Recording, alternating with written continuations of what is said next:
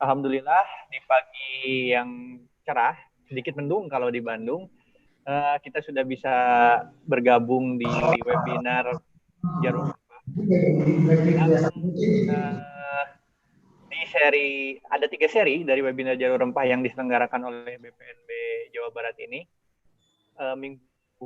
Beberapa minggu sebelumnya kita membahas tentang kontak budaya. Hari ini kita akan membahas tentang warisan budaya Jalur Rempah pada khususnya di Banten. Ini sebetulnya ada 3 seri dan ini kita memasuki seri kedua. Nanti dilanjut lagi ke seri ketiga tentang budaya bahari di Banten. Nah, sesuai dengan apa yang telah kami publikasikan di media, di Instagram, melalui YouTube dan grup WA juga. Kita hari ini sudah kedatangan 2 narasumber, Pak Fadli dan Pak Helmi. Adapun sebelum memulai diskusi yang insya Allah pasti menarik ini,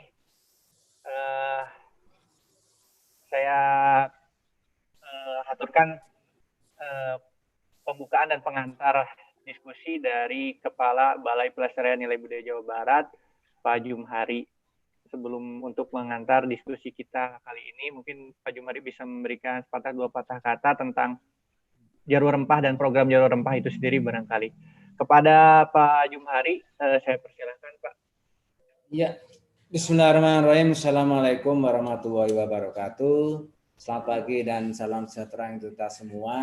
Sampurasun. Yang kami hormati para narasumber yang telah hadir untuk kegiatan seri webinar Jalur Rempah, webinar seri kedua dengan tema warisan budaya Jalur Rempah. Terima kasih Pak Fadli Rahman, yang sehari-hari beliau adalah dosen prodi sejarah Unpad, kemudian Pak Elmi Faiz Barul Ulum dari Direktur Bantenologi, yang insya Allah selama 2 jam ke depan kita akan mendiskusikan terkait dengan warisan budaya Jalur Rempah di Banten. Nah, sebagai bagian dari rangkaian kegiatan Jalur Rempah, tentu saja ini kegiatan menjadi bagian penting untuk menginformasikan, menyampaikan terkait dimensi budaya Jalur Rempah di Banten. Nah, Jalur Rempah ini sebagaimana diinformasikan dan sebagaimana diketahui secara luas merupakan program prioritas dari Dirjen Kebudayaan. Nah, merujuk dari apa yang disampaikan oleh pembawa acara bahwa kita punya 3 seri webinar terkait dengan Jalur Rempah dan ini merupakan seri webinar kedua. Nah, ini mengundang narasumber yang saya kira Kang Fadli Rahman maupun Kang Helmi ini dua-duanya cukup kompeten, cukup berkompeten terkait dengan warisan budaya di Banten. Mungkin itu tidak memperpanjang mukadimah, tentu saja kalau bicara Jalur Rempah tidak hanya terkait dengan rempahnya itu sendiri, tetapi juga terkait dengan dimensi yang menyertai rempah sebagai bagian penting dari core bisnis dari Jalur Rempah tersebut.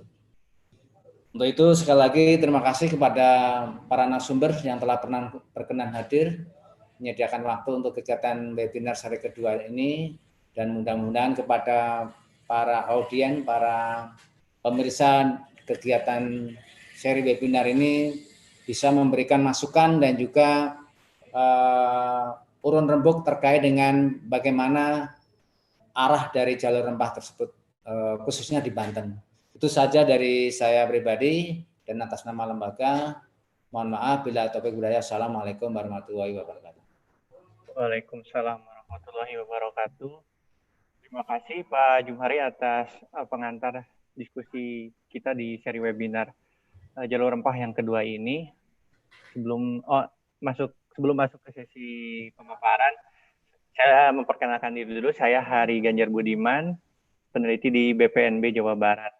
Pada kesempatan ini kita sudah kehadiran 2 narasumber yang akan membahas tentang warisan budaya Jalur Rempah, tapi dengan spesifikasi dan keahlian dari masing-masing narasumber. Telah hadir Pak Helmi Faizi, Bahrul Ulumi dari Direktur Bantenologi. Beliau juga dosen di UIN Sultan Maulana Hasanuddin. Pak Helmi ini aktif di Bantenologi, mengkaji kebudayaan dan sejarah Banten. Kemudian bersama kita telah hadir juga Pak Fadli Rahman. Beliau dosen ilmu sejarah Unpad, dan Pak Fadli ini sebagaimana diketahui penulis buku Jejak Rasa Nusantara. Beliau yang riset dan fokusnya pada bidang kuliner, dan setelah digeluti cukup lama oleh Pak Fadli ini. Jadi kiranya bakal lebih menarik dan sangat spesifik mungkin diskusi kali ini tentang warisan budaya, termasuk juga kulinernya. Bahkan kalau saya lihat dari pemaparan awal bahan presentasi, Pak Hilmi ini Pak Helmi banyak menyoroti persoalan-persoalan agama dan naskah barangkali nanti di Banten. Baiklah, untuk sesi pertama mungkin saya persilahkan dulu ke Pak Helmi untuk memulai presentasinya tentang warisan budaya di Banten. Kepada Pak Helmi kami persilahkan. Baik. Bismillahirrahmanirrahim. Assalamualaikum warahmatullahi wabarakatuh. Yang terhormat Bapak Jumhari ini selaku Kepala Balai Pelestarian Nilai Budaya, kemudian Pak Fadli Rahman selaku narasumber dari UPAD, dan juga Kang Hari selaku moderator. Terima kasih atas kesempatan saya untuk berbicara tentang Banten di webinar ini. Mungkin dari beberapa hal yang kita bicarakan,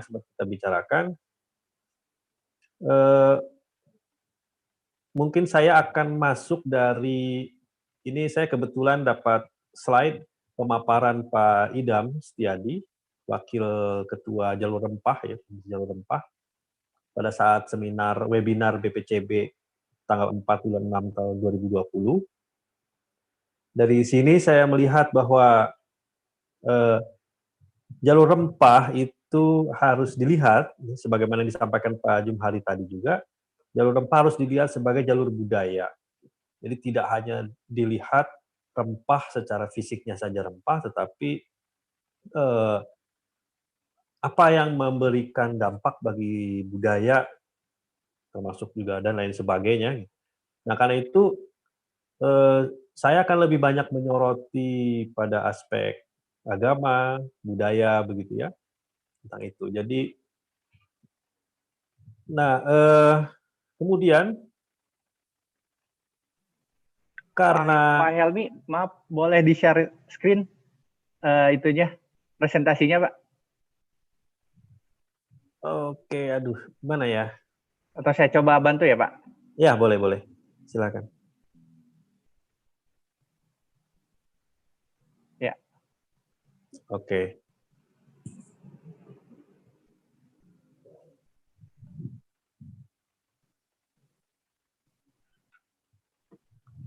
Silakan, Pak, ambil dilanjut. Baik. Ya, ini terkait dengan jejak warisan budaya jalur rempah di Banten. Saya memang masuknya dari kesepahaman kita bahwa jalur rempah itu tidak hanya bicara tentang rempah sebagai komoditas niaga, tetapi bagaimana jalur rempah itu menciptakan jalur budaya, jalur interaksi budaya dengan berbagai bangsa, gitu ya. Jadi, nah kemudian saya mencoba memotret sebetulnya dari beberapa waktu yang lalu, warisan apa kira-kira yang masih bisa kita temukan di Banten, tentu saja selain kuliner. Kalau rempah sudah pasti terkait dengan kuliner. Ini catatan dari Pak Idam yang saya kutip juga. Kemudian, nah saya ingin melihat warisan budaya di Banten itu dari 6 aspek. Pertama itu adalah aspek ekonomi, politik, agama, budaya, kemudian klaster atau yang nantinya memunculkan toponimi, kemudian pengetahuan dan teknologi tradisional. Nah, yang pertama kalau dari sisi ekonomi pasti ini beberapa kajian tentang Banten memang komoditas lada itu memang sudah lama, jauh sebelum Kesultanan Banten itu berdiri. Bahkan beberapa arkeolog dari Banten tuh memprediksi bahwa Teluk Lada itu sudah menjadi pelabuhan tempat bertransaksi lada sejak zaman Tarumanegara. Karena kalau ditarik garis ke timurnya itu ada prasasti Cidangiang di Sungai Limunjul itu. Jadi itu adalah prasasti masa Tarumanegara. Kemudian di Banten Girang pun sama. Lada sudah menjadi komoditas. Tentu saja ini kalau kita bicara Banten Girang, komoditas lada itu telah memberikan dampak ekonomi yang luar biasa. Beberapa hasil kajian ekskavasi tahun 90-an oleh Claudio dan kawan-kawan itu menunjukkan itu. Kemudian kalau di Banten saya kira sudah tidak terbantahkan lagi begitu. Salah satunya adalah lada lah yang menjadikan Banten menjadi kerajaan yang kuat, makmur, maju, dan kemudian juga bisa berinteraksi dengan banyak kerajaan sampai kemudian juga ke Eropa gitu. Nah, itu dari sisi ekonomi saya kira sudah tidak bisa dibantah lagi. Zaman dulu mungkin ya, kalau sekarang persoalannya petani lada itu sudah tidak semasif dulu, tapi masih bisa ditemukan di beberapa tempat. Masih menanam lada. Nah, kemudian ini yang menarik bahwa lada juga bisa dilihat dari sisi politik. Kalau saya melihat, ini saya mengutip manuskrip surat-surat Sultan, yang saya kutip dari Profesor Titik Pujiastuti, bahwa pada masa Kesultanan lada tidak saja menjadi komunitas niaga, tetapi juga menjadi simbol persahabatan atau diplomasi, ungkapan terima kasih, ucapan selamat, bahkan simbol ketaklukan. Nah, ini yang menarik adalah bagaimana surat ini berbahasa Arab, ada dua surat dari Sultan Ageng Tirtayasa atau Sultan Abdul Fat kepada Raja Inggris Charles II, tahunnya sama 1604, tapi yang pertama ini berbahasa Arab, yang kedua berbahasa Melayu. Saya kutip bahwa Sultan Ageng Tirtayasa ini ingin membeli meriam dan senapan. Nah, sebagai hadiahnya, Sultan Banten mengirimkan 100 bahar lada hitam dan 100 pikul jahe. Ini suratnya berbahasa Arab. Wa arsalna ilaikum suhbatal waraqati, suhbatal waraqati surat persahabatan. Fil falan aswad, lada hitam mi'ata bahar. Jadi 100 bahar, wazan zabilan mi'ata hamlin. Jahe 100 pikul. Wadzalika min rusumil mawaddah wal musalahati. Jadi ini jelas sekali dalam surat itu bahwa lada, rempah karena ada lada, ada jahe, itu dijadikan ungkapan persahabatan, bahkan pakai istilahnya mawaddah. Jadi ini secara politik diplomasinya luar biasa begitu. Jadi jahe, lada itu menjadi salah satu simbol atau alat untuk diplomasi. Sama di surat yang berbahasa Melayu juga sama menghadiahi lada. Nah, kemudian di tahun kebelakang, kemudian di tahun 1808, Sultan Abu Nasr Muhammad Ishaq Zainul Muttaqin juga menghadiahi itu ya kepada Dendels 200 bahar sebagai ungkapan persahabatan. Kemudian yang lain juga sama, Sultan Abdul Fat Muhammad Muhyiddin Zainul Solihin menghadiahi 300 bahar lada hitam sebagai ucapan terima kasih. Sekaligus permohonan maaf, karena ketika pengangkatan Sultan lupa mengucapkan terima kasih. Jadi, dan sebetulnya beberapa surat menunjukkan hal yang sama, yang saya kira untuk selanjutnya bisa dilihat di bukunya Profesor Titik Pujiastuti, Perang Dagang Persahabatan, Surat-surat Banten, termasuk juga yang berkaitan dengan surat-surat kaum bangsawan. Gitu. Ini yang menunjukkan bahwa Lada ya, tidak hanya sekedar komunitas niaga, tetapi dia menjadi simbol diplomasi, simbol persahabatan, simbol cinta kasih, dan seterusnya. Nah, yang kedua, mungkin ini yang akan disoroti cukup banyak, bahwa Banten sebagai simpul jalur rempah ini memberikan kontribusi pada perkembangan agama, khususnya agama Islam, di Banten.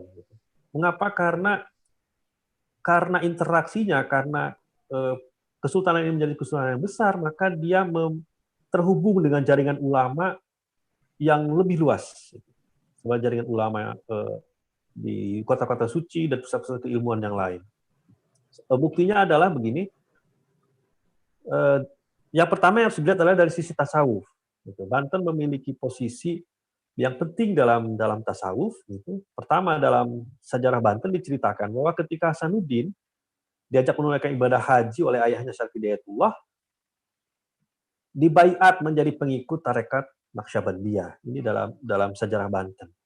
Kemudian dari sisi kajian sejarah, Profesor Azra sudah menyatakan bahwa paling tidak ada 3 tokoh di abad ke-17 yang berpengaruh dalam kajian keislaman. Yang pertama Nuruddin Ar-Niri dan Abdul Wahab As-Singkili, dan satunya adalah Syekh Yusuf Al-Makassari. Syekh Yusuf Al-Makassari adalah pada saat masih mudanya itu bersahabat dengan Pangeran Surya yang kelak akan menjadi sultan yang dikenal dengan Sultan Agung Tidayasa. Karena ayahnya Abul Ma'ali keburu meninggal. Gitu. Jadi akhirnya Sultan Agung Tidayasa lah yang diangkat menjadi sultan sepeninggalan Sultan Agung Mafahir, Abdul Qadir. Nah, Syekh Yusuf Al-Makassari ini adalah pengikut banyak tarekat. Memang paling dikenal adalah Halwatiyah. Kemudian Syekh Yusuf juga Qadiriyah, Naqsyabandiyah, Syattariyah, dan Ba'lawiyah. Nah, salah satunya yang berkembang itu, yang paling banyak berkembang di Banten itu 3 sepengamatan saya. Yang pertama Qadiriyah, Naqsyabandiyah, atau Qadiriyah wa Naqsyabandiyah nantinya, dan Syattariyah. Ini periode Syekh Yusuf. Kemudian setelahnya di abad ke-18 memang agak ada apa ya, jomplang mungkin gitu ya. Bahwa ini berdasarkan manuskrip yang kita telusuri, bahwa ada satu syekh namanya Syekh Abdullah bin Abdul Qahar Al-Bantani. Beliau ini adalah mursyid dari tarekat Syattariyah di Banten, menulis karya juga terkait dengan tarekat Syattariyah. Dan yang selanjutnya adalah di abad ke-19 adalah Syekh Abdul Karim Tanara. Ini Khalifah tarekat Qadiriyah Naqsyabandiyah dari Ahmad Khatib Sambas. Dan dari sini silsilah tarekat Qadiriyah Naqsyabandiyah kemudian menyebar kemana-mana. Dan ini tidak mungkin terjadi kalau Banten tidak menjadi simpul jalur rempah. Ini dari sisi tasawuf. Kemudian, nah ini ada satu teks tasawuf ini yang ditulis oleh Syekh Abdullah bin Abdul Qahar, judulnya Masyahidun Nasik fi Maqamatis Salik.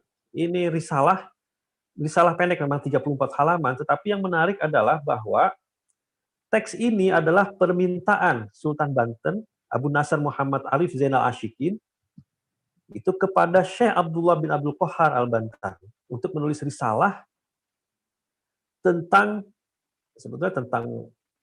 wahdatul wujud yang agak dimodifikasi sebetulnya. Nah, naskah ini bisa ditemukan di Perpustakaan Nasional, kemudian juga kebetulan milik koleksi saya pribadi, itu ada di dalamnya itu, dan diperkirakan disalin tahun 1770-an lah sekitar itu, kalau dilihat dari watermark yang ada. Nah, kemudian untuk teks keagamaan selanjutnya ini yang menunjukkan kontak antara Banten dan Mekah adalah salah satu naskah penting. Ini zamannya Sultan Abu Mafahir. Jadi kakeknya Sultan Agung Tidayasa. Judulnya adalah Al-Mawahib Ar-Rabbaniyah Anil As'ila Al-Jawiyah. Teks ini adalah jawaban dari Syekh Muhammad Ali bin Alan Asy-Syafi'i di Mekah terhadap pertanyaan Sultan Abu Mafahir tentang kitab Nasihatul Muluk karya Imam Al-Ghazali. Berita ini bisa kita temukan juga di Sajarah Banten, kemudian di cross check juga oleh Husain Jaidiningrat, dan memang kita cek ini tokoh ini ada. Syekh Muhammad Ali bin Ahlan Asy-Syafi'i ini memang ada. Nah, untuk selanjutnya kontak antara Banten dan Mekah menjadi sangat intens dan melahirkan ulama-ulama yang prolific. Kalau kita perhatikan bagaimana jamaah haji dari Banten abad ke-19 sampai abad 20 itu termasuk jamaah haji terbesar. Bahkan jumlah mukimin, orang-orang Banten yang bermukim di Mekah itu termasuk yang paling banyak ya, dari Nusantara. Karena itu kemudian ini melahirkan apa istilahnya sanad keilmuan antara Banten dan Mekah yang cukup erat. Bahkan melahirkan ulama-ulama yang prolifik. Salah satunya adalah yang paling terkenal adalah Syekh Nawawi Al-Bantani. Ini adalah konsekuensi dari kontak Banten dengan Mekah. Kemudian yang kedua, selama ini mungkin kontak Banten dengan India hanya dilihat dari aspek rempahnya saja. Tapi saya melihat ada aspek keagamaan sebetulnya bersentuhan antara Banten dengan India selain rempah. Saya melihat ini ada satu naskah, satu teks, itu adalah judulnya Tuhfatul Mursalah ila Ruhin Nabi, yang ditulis oleh Muhammad Ibnu Fadlullah Al-Burhanpuri, yang lahir di Gujarat tahun 1545. Memuat ide-ide tentang wahdatul wujud, serta ide tajalli Tuhan. Ini secara umum teks ini bicara tentang martabat 7. Ini ajaran martabat 7 ini ajaran yang populer sebetulnya, termasuk juga di Jawa Barat, termasuk juga di Jawa. Teks ini kebetulan ada dalam satu bundel naskah yang saya punya, gitu. Dan ini yang menarik. Nah, kitab ini atau teks ini ditulis dalam bahasa Jawa. Ini saya suntingan teksnya saya sampaikan. Utawi ikilah anyatakaken martabat pepitu kang kaucap ing dalam kitab Tuhfatul Mursalah. Kang lihin yang pertama martabat la ta'ayyun. Dan seterusnya. Ini ditulis dalam bahasa Jawa. Aduh, sayang saya tidak tampilkan digital manuskripnya. Jadi ajarannya atau sumber teksnya itu dari India, tapi kemudian ditulis dalam bahasa Jawa. Ini menunjukkan di samping teks Masyahidun Nasik fi Maqamati Salik yang tadi dan teks-teks yang lainnya, ini menunjukkan bahwa tasawuf aliran wujudiyah yang sudah disesuaikan dengan syariat itu pernah berkembang di Banten, tapi kemudian meredup, tapi yang muncul saat ini yang berkembang pesat adalah Qadiriyah wa Naqsyabandiyah. Kemudian selanjutnya samping agama ini juga sebetulnya masih berkaitan dengan agama, tetapi saya melihat temuan Anabel Tegalop dan Ali Akbar ini tentang Al-Quran Banten ini menarik menurut saya. Ini menunjukkan selama ini kan kalau sepengalaman kami, manuskrip Al-Quran itu ditemukan sangat banyak sekali di masyarakat. Dan beberapa memang kita menduga bahwa ini adalah Al-Quran yang dibeli ketika mereka menunaikan ibadah haji. Tetapi ada memang beberapa manuskrip Al-Quran yang kita pernah lihat atau yang kita miliki, itu ada kekhasan memang. Salah satunya adalah Al-Quran yang kita temukan di daerah Pegantungan yang ini. Nah, yang sebelah kiri, bisa slide selanjutnya. Nah, ini yang sebelah kiri ini Al-Quran yang saya foto dari Perpustakaan Nasional, lubang manuskrip. Nah, antara yang sebelah kanan ini yang menjadi koleksi Bantenologi, ini yang kita temukan dari masyarakat yang memang diserahkan ke kita.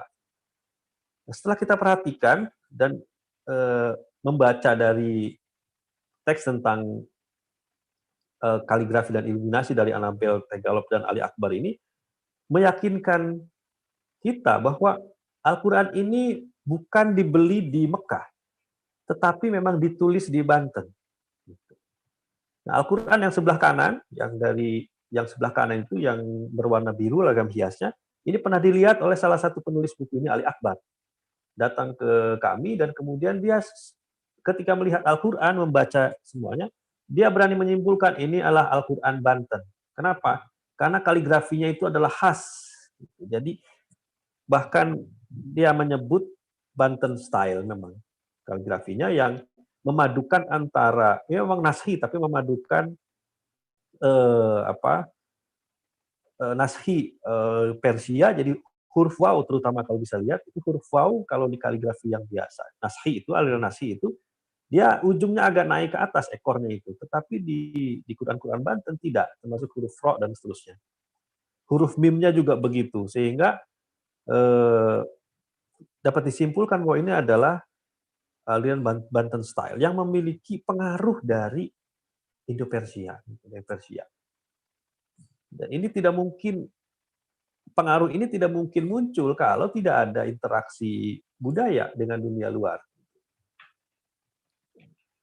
Nah, kemudian dari sisi yang lain adalah, nah selanjutnya, ini, selain itu juga, ini pengaruh aksara.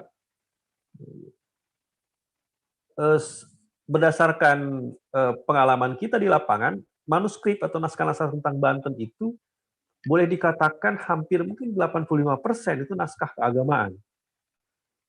Ditulis berbahasa Arab, berbahasa Jawa, atau berbahasa Melayu. Berbahasa Sunda jarang sekali kita temukan naskah-naskah keagamaan. Jadi lebih banyak. Nah, seperti ini yang di sebelah kanan ini ya, naskah Tuhfatul Mursalah ini.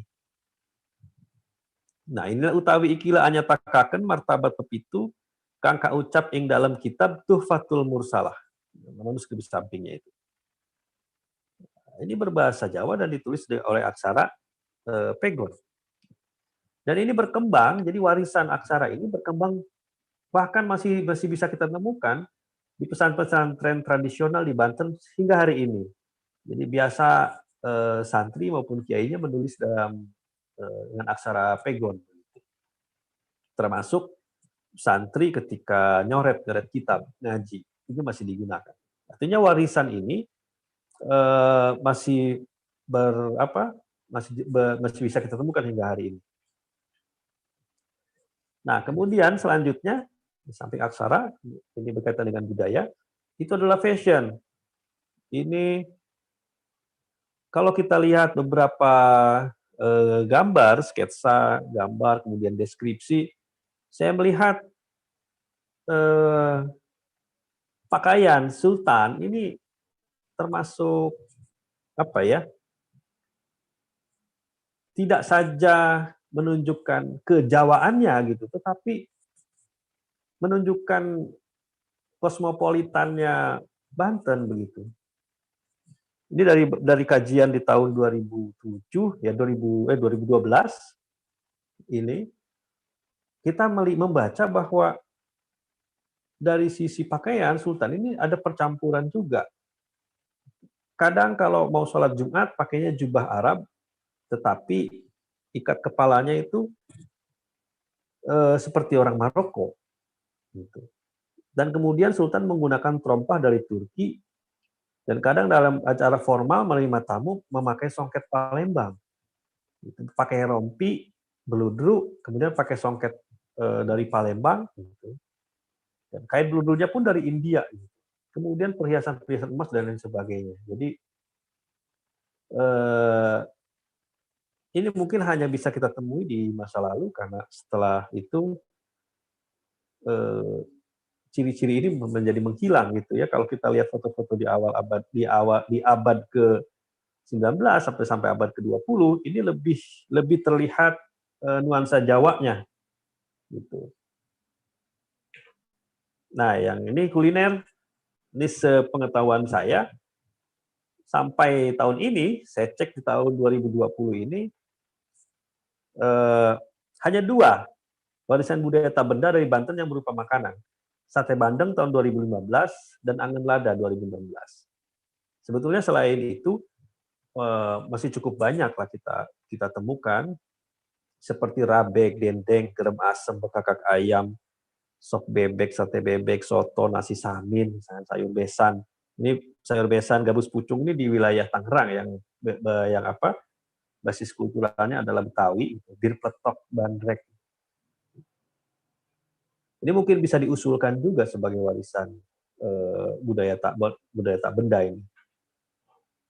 Nah, kemudian ini yang membutuhkan riset lanjutan. Itu saya sendiri masih mendasarkan informasi dari teman-teman yang terjun ke lapangan kemarin, bahwa memang aktivitas perniagaan itu menciptakan klaster-klaster di Banten. Dan ini memang menciptakan yang khas, seperti di Banten itu ada Kampung Bugis sampai sekarang masih ada, Pekojan masih ada, Kebalen yang tergusur kalau nggak salah, kemudian Dermayan masih ada, Pabean, Pacinan, dan lain sebagainya. Nah, yang paling menarik ada juga yang disebut dengan Kampung Pamarican. Di tempat yang lain dikenal cukup banyak, ini yang sedang kita lacak sebetulnya. Ada nama kampung namanya Kampung Pedes.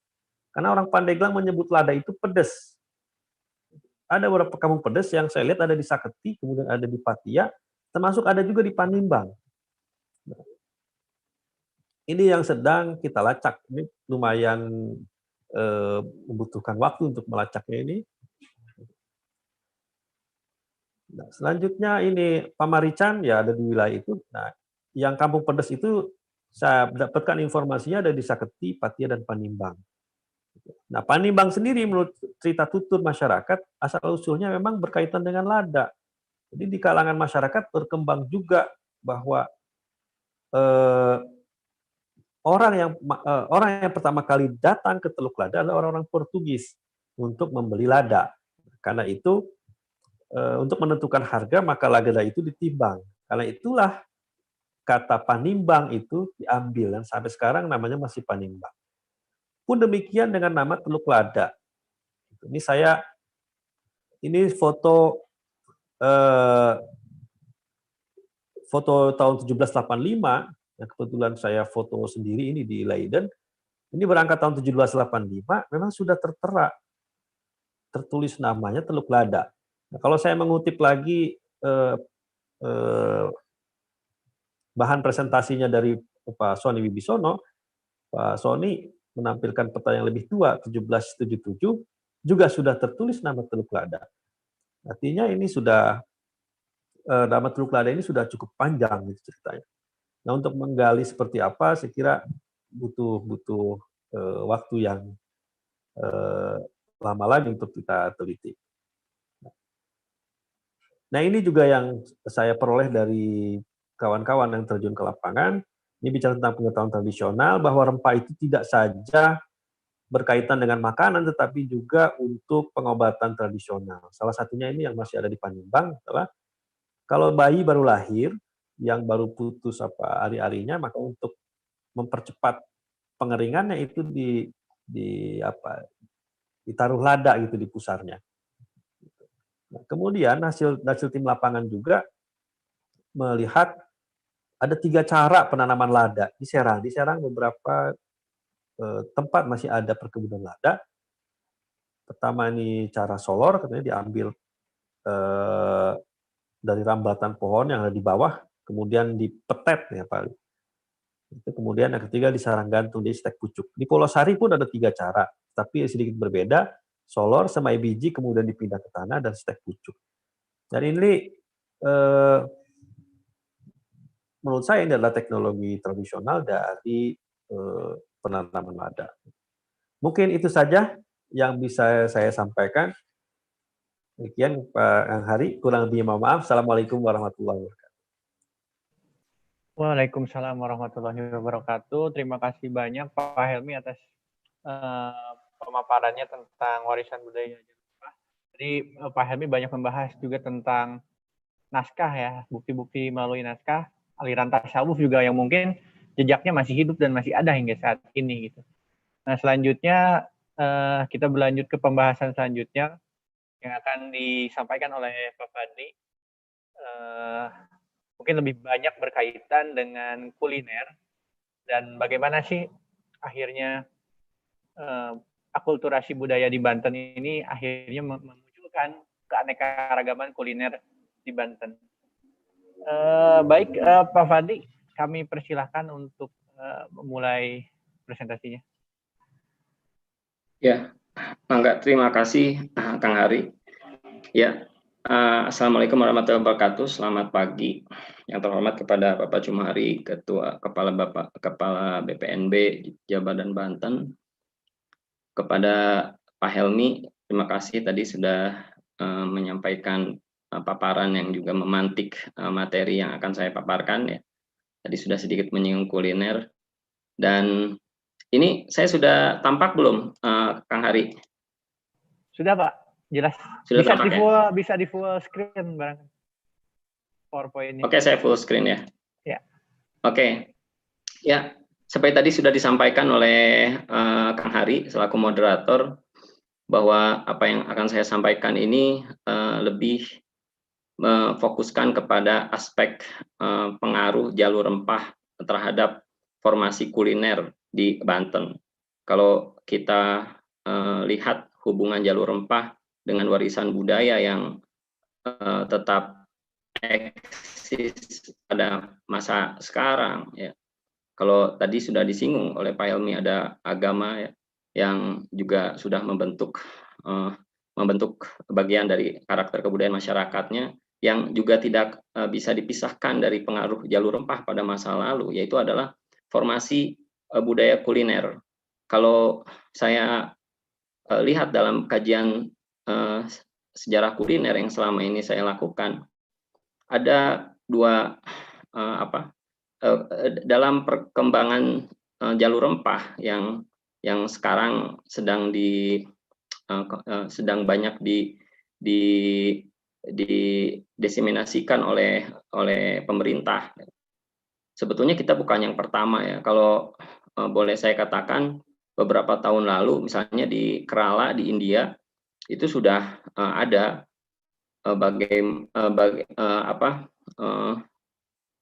pembahasan atau event terkait dengan spice route. Dan di tahun 2016 di Kerala, India, negeri penghasil lada pada masa lalu yang juga sekarang masih bertahan sebagai produsen lada,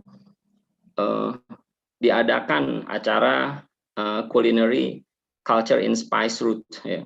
Dan saat itu banyak mengundang para negara-negara yang pernah dilintasi oleh jalur rempah ya, datang ke India untuk melakukan eksibisi atau melakukan demonstrasi makanan-makanan yang memang mencirikan produk dari jalur rempah pada masa lalu yang masih bertahan, sudah melokal atau sudah menjadi bagian dari identitas kuliner berbagai bangsa di dunia. Nah, di Indonesia ada dua yang menarik untuk dikaji sebagai dalam studi sejarah kuliner atau budaya kuliner ya, yaitu ada dua selat yang sangat menarik untuk dikaji karakter kulinernya, yaitu Selat Malaka ya, yang menghubungkan antara Sumatera dengan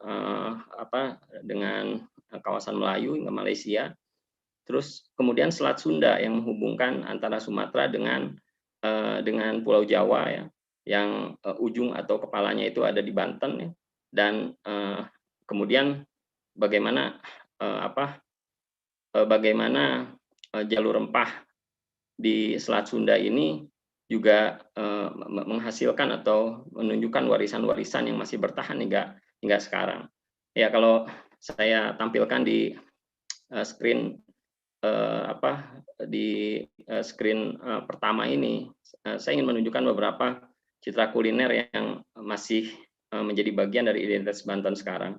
Kalau yang paling lama, yang boleh dikatakan sangat lokal dan tidak atau belum tersentuh oleh pengaruh-pengaruh asing, itu misalnya seperti dendeng ya.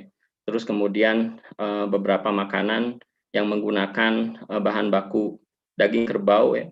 Kalau dalam penelitian UEDA dan dalam penelitian arkeolog UEDA, salah satu ciri dari masyarakat konsumsi daging kerbau yang sangat tinggi pada masa lalu. Selain ikan bandeng yang nanti juga kita akan lihat menjadi bagian dari kuliner ikonik dari Banten ini. Ya, selain itu ada angin lada, rebek, terus kemudian garam asem, ya, bugis dan juga kumbu ya, atau Gandas Duri. Oke, kita akan lihat ya dari apa yang bagaimana saya memikirkan jalur rempah dan keterkaitannya dengan warisan kuliner yang menjadi bagian dari formasi budaya kuliner di Banten. Ya. Saya teringat dengan apa yang dikatakan oleh seorang sejarawan makanan, ya, Mark Kurlansky, bahwa dia mengatakan bahwa makanan itu adalah aktivitas yang sangat sentral dari kehidupan manusia dan menjadi penanda yang sangat signifikan dari sebuah kebudayaan. Ini yang seringkali kita luput. Kita baru membicarakan tentang jalur rempah beberapa tahun terakhir, tapi sebetulnya warisan ya, budaya dari jalur rempah itu masih ada atau masih hadir saat ini, sudah menjadi bagian dari selera lokal masyarakat yang hidup di jalur rempah, ya, termasuk juga di Banten. Dan kalau kita dalami ya rumusan dari bagaimana memahami jalur rempah ya, dan kaitannya dengan formasi budaya kuliner yang multikultur di Indonesia secara umum dan Banten secara khusus, maka kita akan sangat mudah untuk memahami jika melihat skema yang seperti ini ya, hubungan geografi, sejarah, bagaimana cita rasa yang dipertahankan, juga etiket kuliner ya, yang akan sebetulnya apa yang menjadi bagian dari identitas kuliner Banten sekarang ini tidak bisa lepas dari skema yang dirumuskan begitu baik oleh Danhi. Nah, terus identitas kuliner ini terdiri dari dua aspek, budaya dan lingkungan. Ya. Dalam aspek budaya itu ada sejarahnya, keragaman etnik, ras, bangsa, ya. Terus kemudian uji coba makanan yang asing yang kemudian dilokalkan menjadi bagian dari selera orang Banten sekarang, inovasi yang membedakan antara pengaruh kuliner dari asing yang kemudian dilokalkan menjadi selera orang Banten sekarang, ya. Ada kemampuan, tradisi, unsur kepercayaan, dan berbagai nilai. Lingkungan juga demikian. Geografi Banten ya sebagai kota pelabuhan kosmopolitan pada masa niaga rempah-rempah di masa lalu, ini juga sangat menentukan selain tentunya faktor iklim, bahan makanan lokal seperti bandeng, terus kemudian kelapa yang sangat melimpah ruah ya, dan kemampuan masyarakat dalam beradaptasi terhadap produk-produk makanan baru ya. Nanti saya akan coba tunjukkan ya. Sebetulnya bagaimana sih relasi antara lada dengan sebagai faktor pendorong dari perkembangan kuliner di Banten pada masa lalu yang masih bertahan hingga masa sekarang. Yang nanti ini akan menghasilkan identitas kuliner, ya, identitas kuliner yang terdiri dari profil, cita rasanya, etiket, resep, fusion atau penggabungan bahan makanan ya, atau teknik. Terus kemudian iklim dan gaya lama dan baru dari citra sebuah kuliner.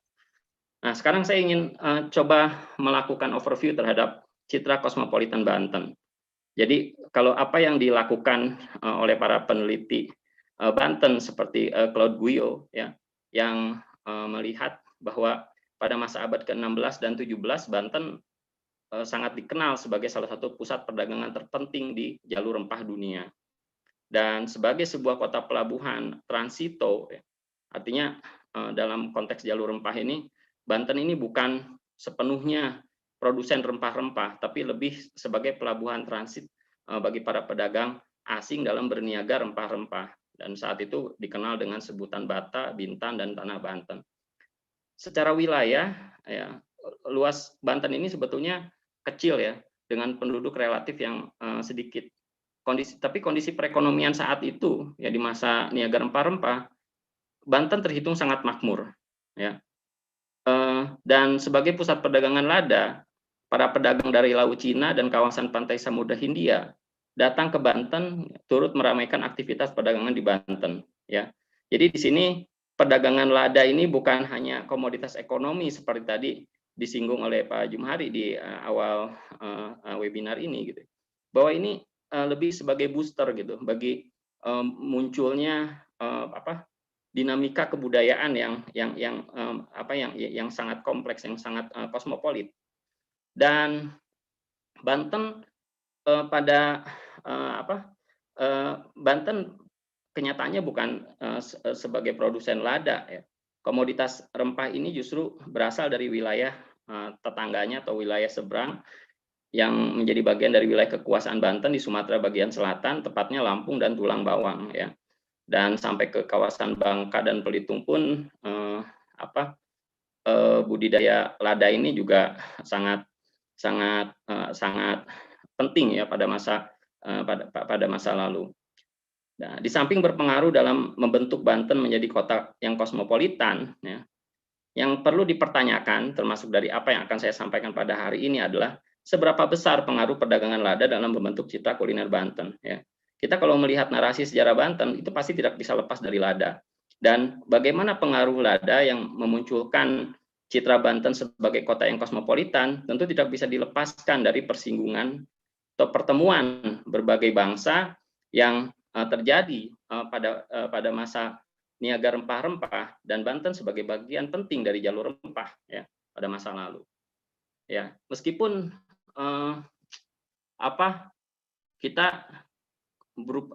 kita sekarang tengah berupaya untuk mengimajinasikan kembali atau bahkan menghidupkan kembali jalur rempah. Niaga rempah-rempah bukan komoditas yang sepenting pada masa lalu, tapi kita masih bisa melihat ya bagaimana warisan budaya dari niaga rempah-rempah ya, di masa lalu dalam membentuk selera kolektif masyarakat di lintasan jalur rempah termasuk juga di Banten. Ya, kita kalau tadi menggunakan rumusan ya studi sejarah makanan ya untuk melihat atau memahami identitas kuliner, kita bisa melihat posisi Banten ya dalam pemetaan global ya. Ya, bagaimana posisinya di Selat Sunda dan para pelaut dari Jazirah Arab, terus kemudian dari India ya, selain kemudian nanti menyusul Eropa dan jauh sebelumnya juga ada orang-orang Cina juga berlabuh ya di Selat Sunda gitu untuk bertransaksi niaga rempah-rempah. Nah, kalau kemudian kita zoom sedikit ya, maka kita akan melihat wilayah kekuasaan Kesultanan Banten ya yang menghubungkan Selat Sunda dengan ujung Sumatera, itu wilayah kekuasaannya Lampung dan kawasan selatan Sumatera yang Tulang Bawang yang tadi saya sebutkan merupakan perlintasan penting ya dari produksi lada yang diperdagangkan di Pelabuhan Banten. Dan kita bisa lihat juga ya bagaimana mapping yang dilakukan oleh orang-orang Eropa seperti karya Theodore J. Bray yang dalam karyanya India Orientalist Navigations ini menunjukkan ya bagaimana kapal-kapal bersau berlabuh ya dan kemudian mendarat di Pelabuhan Banten. Mereka melakukan aktivitas atau bahkan bermukim dalam waktu yang tidak sebentar. Mereka bermukim sekian lama sebelum nanti diantaranya ada yang tetap bermukim ya, tapi diantaranya ada yang kembali ke negeri asalnya menunggu angin yang membawa mereka pulang. Nah, terus beberapa orang Eropa juga melakukan pemetaan yang sangat detail ya, seperti yang dilakukan Denah Kota Banten oleh François Valentin yang pernah ke Banten ya pada tahun 1694. Ini pemetaan dari tadi De Bry terus kemudian Valentine ini menunjukkan bagaimana pelabuhan ini ya atau denyut aktivitas pelabuhan ini bisa tampak dari perhatian orang-orang Eropa yang membuat kartografi atau membuat denah-denah kota gitu, kota pelabuhan seperti Banten untuk dijadikan sebagai navigasi atau penunjuk bagi orang-orang Eropa ya, seperti Cornelis de Houtman yang pertama kali datang ke Banten pada tahun 1596. Dan pemetaan atau kartografi atau pendenahan seperti ini sangat penting bagi pemandu orang-orang Eropa untuk menuju Pelabuhan Banten ya. Dan tentu lukisan ini yang sangat fenomenal ya, atau yang sangat dikenal untuk menunjukkan bahwa Banten merupakan pelabuhan pelabuhan dagang yang sangat kosmopolitan ya, dari lukisan Gezicht op de Markt van Bantam ya, dari karya Cornelis Claes yang dibuat tahun 1598 ya. Nah, di pasar ini kita bisa melihat ya, berbagai bangsa tumpah ruah ya, mereka berbaur ya, termasuk masyarakat Bumi Putra dari berbagai suku bangsa, bertemu dengan beragam bangsa ya, orang Tionghoa, India, Arab, dan Eropa ya. Dan mereka melakukan jual beli komoditas rempah-rempah dan ragam jenis bahan pangan. Dan di legenda yang di sebelah kanan ya, ini ada sebuah keterangan ya, Willem Lodewijk ya, merinci lapak-lapak pangan dari pasar yang menjual berbagai kebutuhan pembeli. Di antaranya ya, ada lapak buah-buahan yang meliputi semangka, mentimun, kelapa, kemudian sayuran, buncis, cabai, gula, madu dalam gunci, gambir, ubi, kambing, beras, lada, minyak, dan garam. Kalau bisa saya perinci beberapa di antaranya merupakan tanaman yang sangat endemik atau lokal, tumbuh di wilayah Banten seperti kelapa ya. Di kawasan Anyer itu dari pengamatan orang Eropa yang atau para pencatat di masa lalu itu menunjukkan bahwa sangat banyak pohon kelapa di wilayah pantai. Dan kemudian beberapa komoditas yang bukan tanaman endemik tapi kemudian diperjualbelikan, artinya sudah mulai dibudidayakan, itu ada buncis cabai ya. Buncis dan cabai ini merupakan tanaman yang dibawa oleh orang-orang Eropa ya. Cabai dibawa oleh orang Spanyol dan Portugis, terus kemudian buncis dibawa oleh orang Belanda ya. Dan penamaan buncis pun diserap dari bahasa Belanda. Kemudian di sini ada lada ya, komoditas yang sebetulnya belum tadi seperti sudah disinggung oleh Pak Helmi ya, jauh sebelum niaga rempah-rempah atau jalur rempah ini hidup ya. Niaga rempah lada ini sudah jadi komoditas yang hidup di wilayah Banten, dan bahkan juga di Sumatera ya. Kalau melihat dari jejak atau asal usulnya ya, lada atau piper ningrum ya, ini merupakan komoditas rempah yang diperkenalkan atau dibawa oleh orang-orang India dari Kerala pada masa lalu. Jadi mungkin sudah ada turunan-turunan jenis lada yang sudah menjadi lokal dan sudah menjadi bagian dari tanaman rempah khas di Sumatera yang dibudidayakan oleh masyarakat pribumi pada masa lalu. Ya, kita bisa lihat ya bagaimana perkebunan lada di sekitar Lampung, terus kemudian Sumatera Selatan dan juga di Tulang Bawang ya, dan termasuk juga di Bangka dan Belitung ya. Bagaimana orang-orang Tionghoa ya sangat berperan dalam membudidayakan komoditas lada yang kemudian disalurkan ke pelabuhan Banten ya. Nanti kita akan lihat bagaimana pengaruh dari budaya Tionghoa dalam membentuk formasi kuliner di Banten ya, karena komunitas masyarakat ini gitu. Ini sudah hidup berabad-abad jauh sebelum kedatangan orang Eropa, dan mereka dikenal sebagai para petani ulung atau para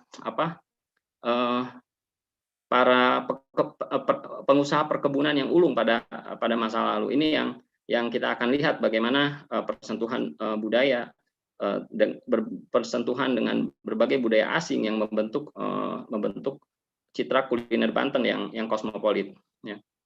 Tapi kalau kita boleh katakan ya, yang bisa saya katakan di sini adalah bagaimana Banten sebagai kota kosmopolitan ini memiliki keterbukaan yang sangat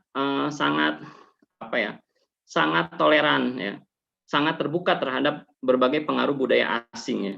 Kalau tadi sudah disinggung terkait dengan agama ya, pengaruh Islam yang kemudian belakangan masuk melakukan islamisasi dan memunculkan karakter Banten sebagaimana kita kenal sekarang ya, kota yang religius, dan bagaimana religiusitas Islam itu dibentuk ya.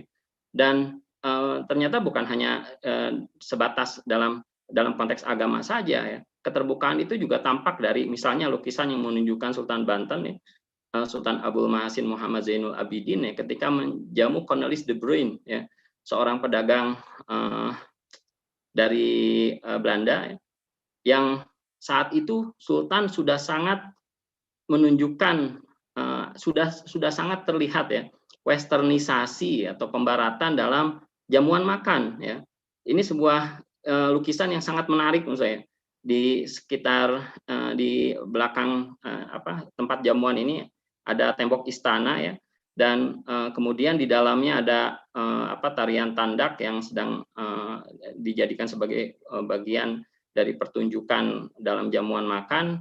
Dan yang menarik itu adalah penggunaan bangket atau meja makan ya. Ya, kita kenal sekarang prasmanan dan hidangan-hidangan yang ditampilkan ya juga sangat menarik kalau saya narasikan apa yang dituliskan oleh Cornelis de Bruyn ketika dijamu ya. Sultan ini sangat diplomatis ya. Bukan hanya menghidangkan hidangan-hidangan lokal, tapi menurut de Bruyn ya, Sultan juga menyuguhkan keju ya. Sebuah makanan atau bahan makanan yang sangat disukai oleh orang Belanda, dan ini sangat diplomatis sekali ya, dan menunjukkan keterbukaan Sultan terhadap selera asing ya. Walaupun makanan-makanan itu tidak begitu detail disebutkan. Tapi kita bisa lihat juga selain de Bruyn ya, bagaimana narasi tentang selera makan Sultan dan juga etiket makan di lingkungan istana Kesultanan Banten. Dalam catatan petualang Belanda, Stovarinus ketika mengunjungi Banten pada tahun 1769, ia menghadiri jamuan makan yang dilayani oleh Sultan, maksudnya dihadiri oleh Sultan. Dan di pesta kerajaan dia mencatat makanan yang disajikan itu didasarkan pada strata politik ya. Dan yang juga disinggung itu adalah makanan dengan menu ikan yang dipersembahkan kepada para bangsawan dengan nasi yang disajikan dalam mangkuk-mangkuk Cina.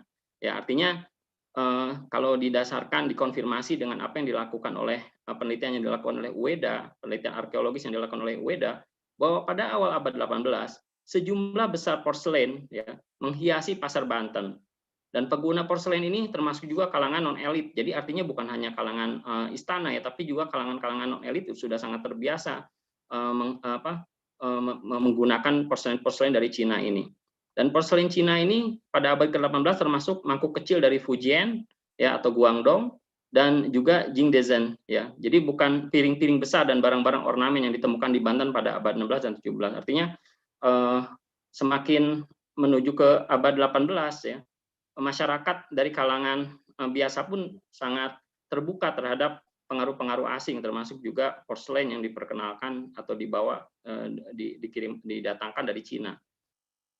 Dan ada yang menarik juga dari narasi Stovarinus ya, ketika ia menceritakan citra bumbu dan makanan di Kesultanan Banten ya. Saya cetak tebal ya apa yang penting ya untuk kemudian kita bisa rekonstruksi.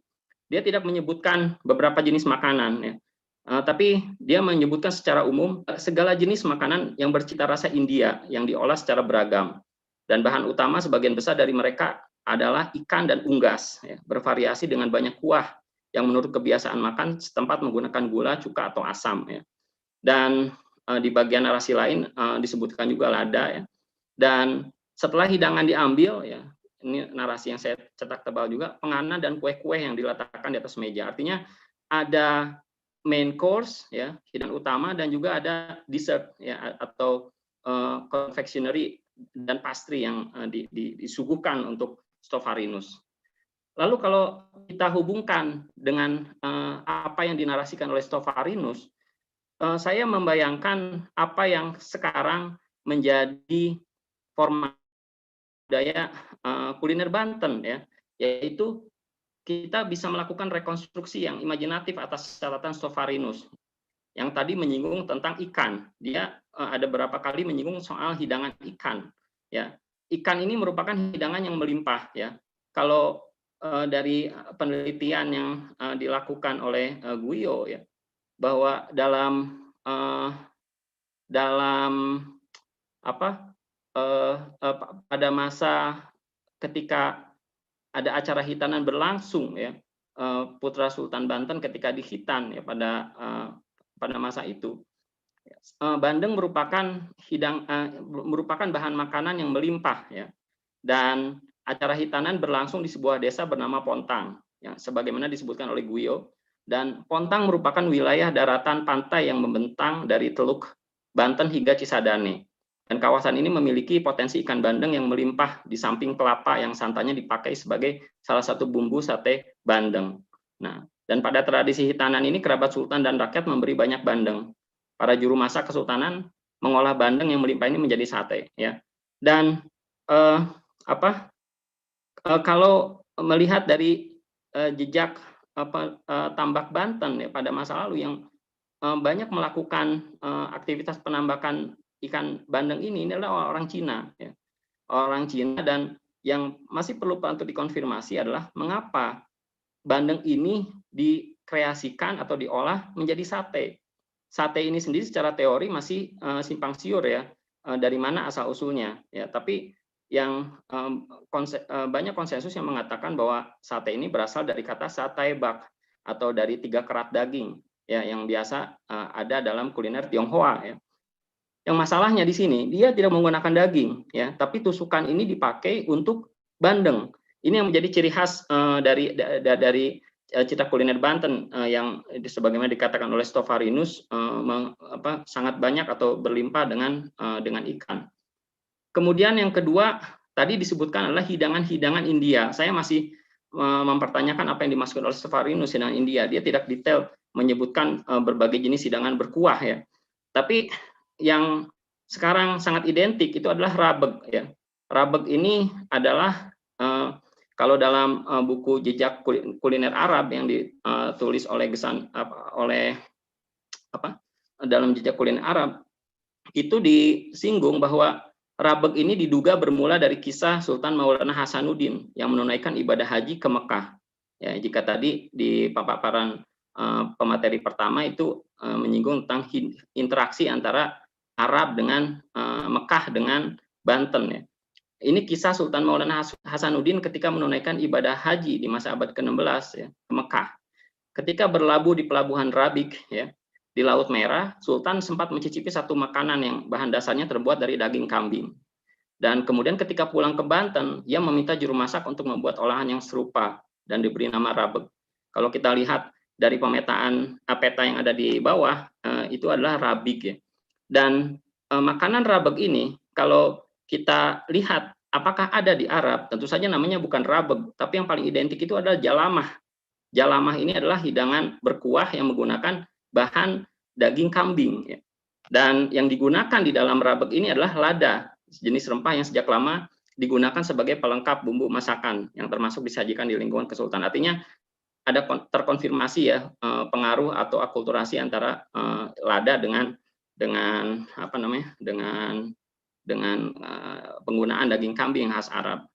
Kemudian angin lada ya, di sini yang digunakan ya walaupun namanya lada, tapi kalau tadi sudah disinggung oleh Pak Helmi, orang Banten menyebut lada itu pedas ya.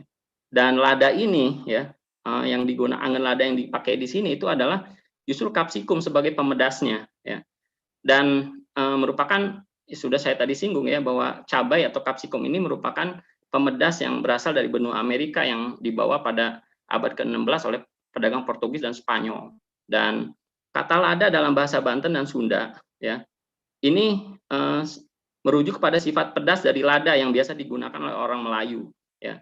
Dan yang merupakan komoditas rempah khas Banten pada masa niaga rempah-rempah ya. Artinya walaupun angin lada ini menggunakan bahan kapsikum ya, sebagai pemedasnya yang merupakan pemedas yang berasal dari benua Amerika yang dibawa oleh orang Spanyol dan Portugis. Yang kemudian ada garam asam juga ya. Penggunaan asam Jawa atau Tamarindus indica ya. Ini dalam makanan dalam hidangan berkuah ini merupakan komoditas rempah ya. Asam Jawa merupakan komoditas rempah yang berasal dari India yang masuk ke Nusantara seiring dengan masa perkembangan niaga di jalur rempah. Kita bisa melihat bagaimana asam Jawa sebagai identitas itu dari jejak ketika rute Poswe dibangun ya, dari Anyer ke Panarukan ya. Di wilayah Banten pada masa kekuasaan Dendels ketika dibangun jalan raya pos itu, setiap beberapa meter di bahu badan jalan raya pos ditanami pohon asem sebagai penanda atau pal jalan. Artinya ini juga bagian identitas dari kuliner Banten. Dan yang terakhir, kalau tadi Sofarinus menyinggung soal kudapan, penganan atau kue, ya. Ada juga yang menarik untuk ditunjukkan di sini, formasi budaya kuliner asing, yaitu kumbu atau gandasturi. Ya. Di Palembang kita bisa melihat dari mana kacang hijau menjadi bagian dari selera atau dalam bahan kuliner masyarakat Banten. Ya. Apa yang dinyatakan oleh Thomas Stamford Raffles dalam The History of Java ini juga penting ya, bahwa orang Cina ini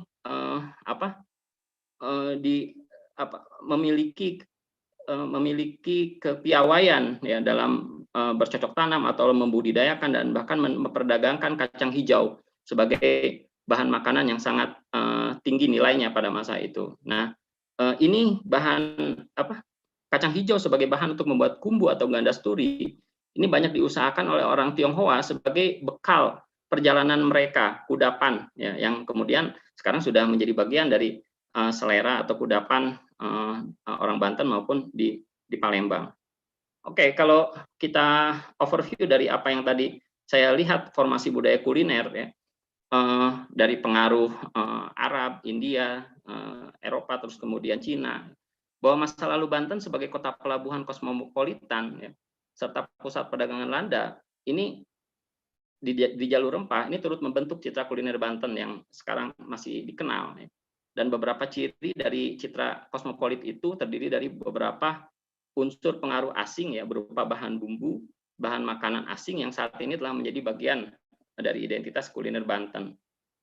Ada juga di samping pengaruh asing yang sudah melokal menjadi bagian dari budaya kuliner Banten, potensi bahan pangan lokal khas Banten seperti kelapa dan bandeng itu tetap bertahan sebagai ciri khas kuliner warisan leluhur. Ini yang menjadi penunjuk ya untuk memahami bagaimana formasi budaya kuliner Banten yang dikatakan kosmopolit itu. Demikian paparan dari saya kembalikan kepada moderator. Terima kasih. Assalamualaikum warahmatullahi wabarakatuh. Waalaikumsalam warahmatullahi wabarakatuh. Baik, terima kasih Pak Fadli atas pemaparan tentang formasi budaya kuliner yang mempengaruhi kuliner di Banten. Saya melihat bahwa ternyata kompleksitas budaya itu mempengaruhi bagaimana suatu makanan kuliner bisa hadir di satu daerah gitu, seperti di Banten misalnya. Nah, ini baik pemaparan Pak Fadli maupun Pak Helmi cukup menarik karena keduanya sangat spesifik membahas tentang budaya material, bukan hanya kuliner seperti tadi dijelaskan Pak Fadli. Pak Helmi juga tadi di awal sudah menjelaskan beberapa pengaruh kosmopolitanisme Banten terhadap perkembangan agama, misalnya terhadap tasawuf, terhadap aliran-aliran keagamaan yang berkembang di Banten. Bahkan mungkin sampai saat ini masih ada. Baik, untuk tadi sudah banyak materi yang dikemukakan dan saya pikir menarik untuk menjadi bahan diskusi. Saya membuka kesempatan bagi sobat-sobat budaya yang sudah bergabung. Barangkali ingin mengemukakan pertanyaannya, boleh melalui chat atau jika memungkinkan silakan kami kasih kesempatan untuk muncul di layar untuk mengungkapkannya secara langsung. Oke, ini ada beberapa pertanyaan.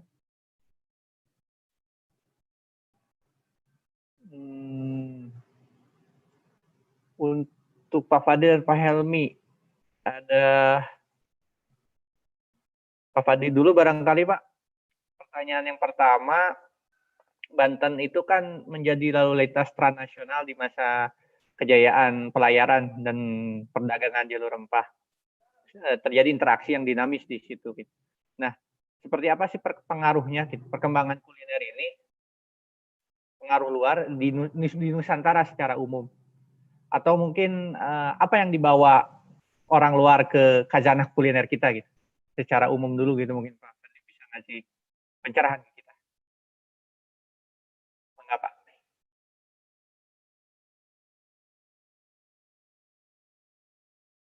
Mikrofonnya Pak. Oh, punten. Saya lupa nyalain mikrofon.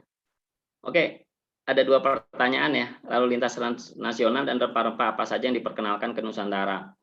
Ya, boleh saya katakan bahwa kita ini ya dalam hasanah tradisi kuliner Indonesia itu sangat apa ya, boleh dikatakan sangat telat dalam melakukan dokumentasi tertulis ya, artinya melakukan penulisan resep-resep makanan-makanan asing ya, yang kemudian sudah melokal menjadi selera masyarakat di lintasan jalur rempah ya. Kalau menggunakan kalau mencerna apa yang ditanyakan oleh Mas Irfan ya. Dan resep-resep itu baru banyak dituliskan di masa abad 19 ya.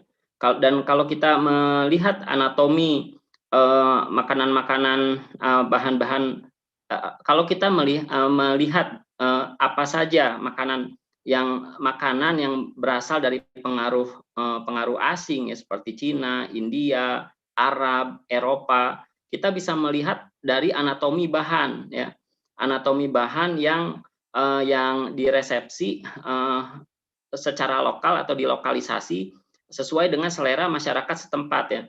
Kita bisa ambil contoh misalnya soto ya. Soto ini pengaruh dari pengaruh kuliner Tionghoa ya, diadopsi dari Jauto atau Cauto yang kemudian dilafalkan atau dilokalisasi dengan lafal soto oleh kita. Dari barat hingga timur Indonesia ya. Kalau kita mau melacak jejak jalur rempah ya, kita bisa melihat misalnya dari soto ya. Bumbu atau rempah-rempah yang dijadikan sebagai bumbu itu sangat melimpah dan setiap daerah memiliki karakter atau ciri khas rempahnya masing-masing ya, yang justru berbeda dengan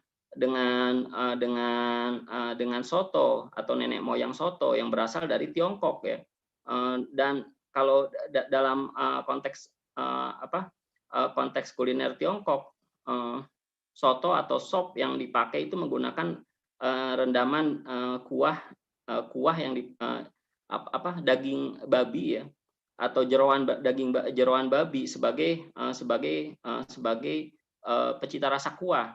Tapi karena kita sangat menunjukkan identitas keislaman ya, maka makanan-makanan haram ini dihalalisasi atau kemudian disubstitusi dengan menggunakan daging kambing, terus kemudian yang paling banyak daging ayam ya, selain kerbau ya. Misalnya kalau di Kudus itu ada yang menggunakan daging kerbau ya, sate dan soto kerbau ya. Di Banten pun ada sate kerbau ya, misalnya. Sesuai dengan bahan-bahan yang memang diterima oleh komunitas muslim. Nah, dan dari segi rempah-rempah saja ya, dan juga pertanyaan ya, rempah-rempah apa saja yang diperkenalkan ke Nusantara dari mancanegara ya. Tadi saya sudah sedikit menyinggung bahwa nenek moyang lada atau Pipernicum yang dibudidayakan di Sumatera, terus kemudian diperdagangkan di Banten ya, ini nenek moyangnya berasal dari India ya, dan sejak awal Masehi sudah dibawa dan kemudian dibudidayakan secara lokal di perkebunan Sumatera ya. Artinya sudah tidak lagi sama atau dibudidayakan kemudian menjadi tanaman endemik di Nusantara. Nah, selain itu juga cabai ya, karena saya melihat selera masyarakat Indonesia ini sangat menyukai pedas ya, yang juga komoditas rempah yang diperkenalkan ke Nusantara itu adalah cabai. Tadi sudah juga saya singgung ya, cabai atau capsicum ya, capsicum annum ini dibawa oleh para pedagang Spanyol dan Portugis ya. Kemudian malah menggeser posisi lada. Kalau saya boleh katakan ya, kenapa lada jadi komoditas yang mulai surut di peralihan abad 18-19? Karena komoditas yang sangat disukai untuk dibudidayakan ya, itu adalah cabai ya. Kita bisa melihat buktinya dari laporan-laporan yang dilakukan oleh Johann Crawford ya, seorang penulis buku History of Indian Archipelago ya. Terus dia mengatakan bahwa orang-orang di Sumatera Barat sudah tidak mau lagi membudidayakan lada karena yang paling mereka sukai untuk atau yang dianggap menguntungkan untuk dibudidayakan itu adalah cabai ya. Kenapa? Karena kalau lada kalau dikonsumsi ya itu akan memberikan efek panas di lambung. Tapi kalau cabai ketika dikonsumsi, ujar Crawford, dia tidak akan memberikan efek lada di lambung. Paling pedasnya hanya di sekitar mulut atau lidah. Ya, ini yang membuat kenapa orang-orang di Sumatera ini mulai meninggalkan lada, komoditas lada ini tinggalkan, kemudian mereka beralih ke cabai. Ya, dan sekarang ya misalnya di surat kabar Jawa Pos beberapa pekan lalu, satu pekan yang lalu di Hari Sumpah Pemuda, dia mengangkat isu tentang kenapa orang Indonesia sangat suka sambal. Ya. Nah, ini yang sambal ini adalah sambal yang menggunakan bahan cabai atau kapsikum. Satu lagi adalah asam ya. Asam atau tamarin indica yang diperkenalkan dari India terus kemudian menyebar luas ke Asia Tenggara dan sudah sangat melokal menjadi bagian dari selera atau bumbu masak kita ya. Jadi ada angan hasem ya atau sayur asem yang mulai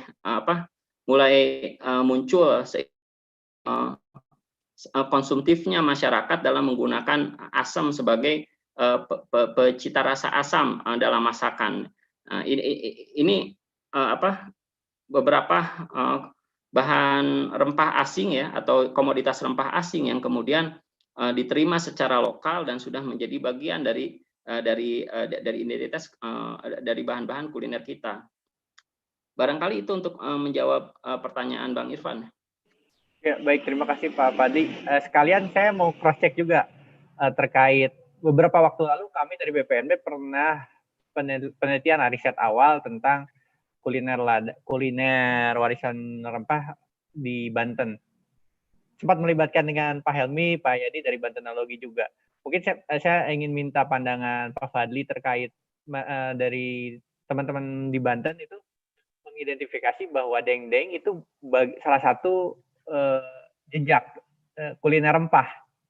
Nah, sebetulnya kuliner dendeng ini secara dari perspektif sejarah gitu, secara umum di Nusantara itu seperti apa? Karena mungkin di beberapa daerah juga kita temukan kuliner serupa gitu. Atau misalnya ada nggak hubungannya dengan rendang yang olahan dagingnya sama gitu, tapi lebih kayak. Oke. Silakan Pak, gimana?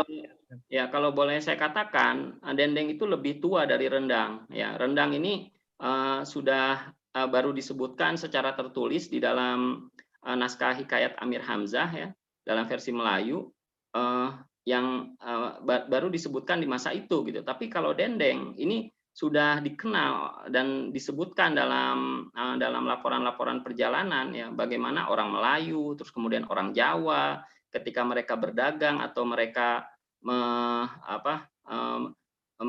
berdagang atau melintasi pulau ya, melakukan perjalanan berhari-hari atau berminggu-minggu bahkan lebih, itu menggunakan bekal atau provision berupa daging yang diawetkan ya. Jauh sebelum abad ke-16 mereka sudah menggunakan ini. Jadi kalau boleh dikatakan ya, teknik pengawetan daging yang bisa bertahan selama sekian lama ini memang dipakai ya dengan atau melalui proses pengolahan rempah-rempah yang diresapkan ke dalam daging terus kemudian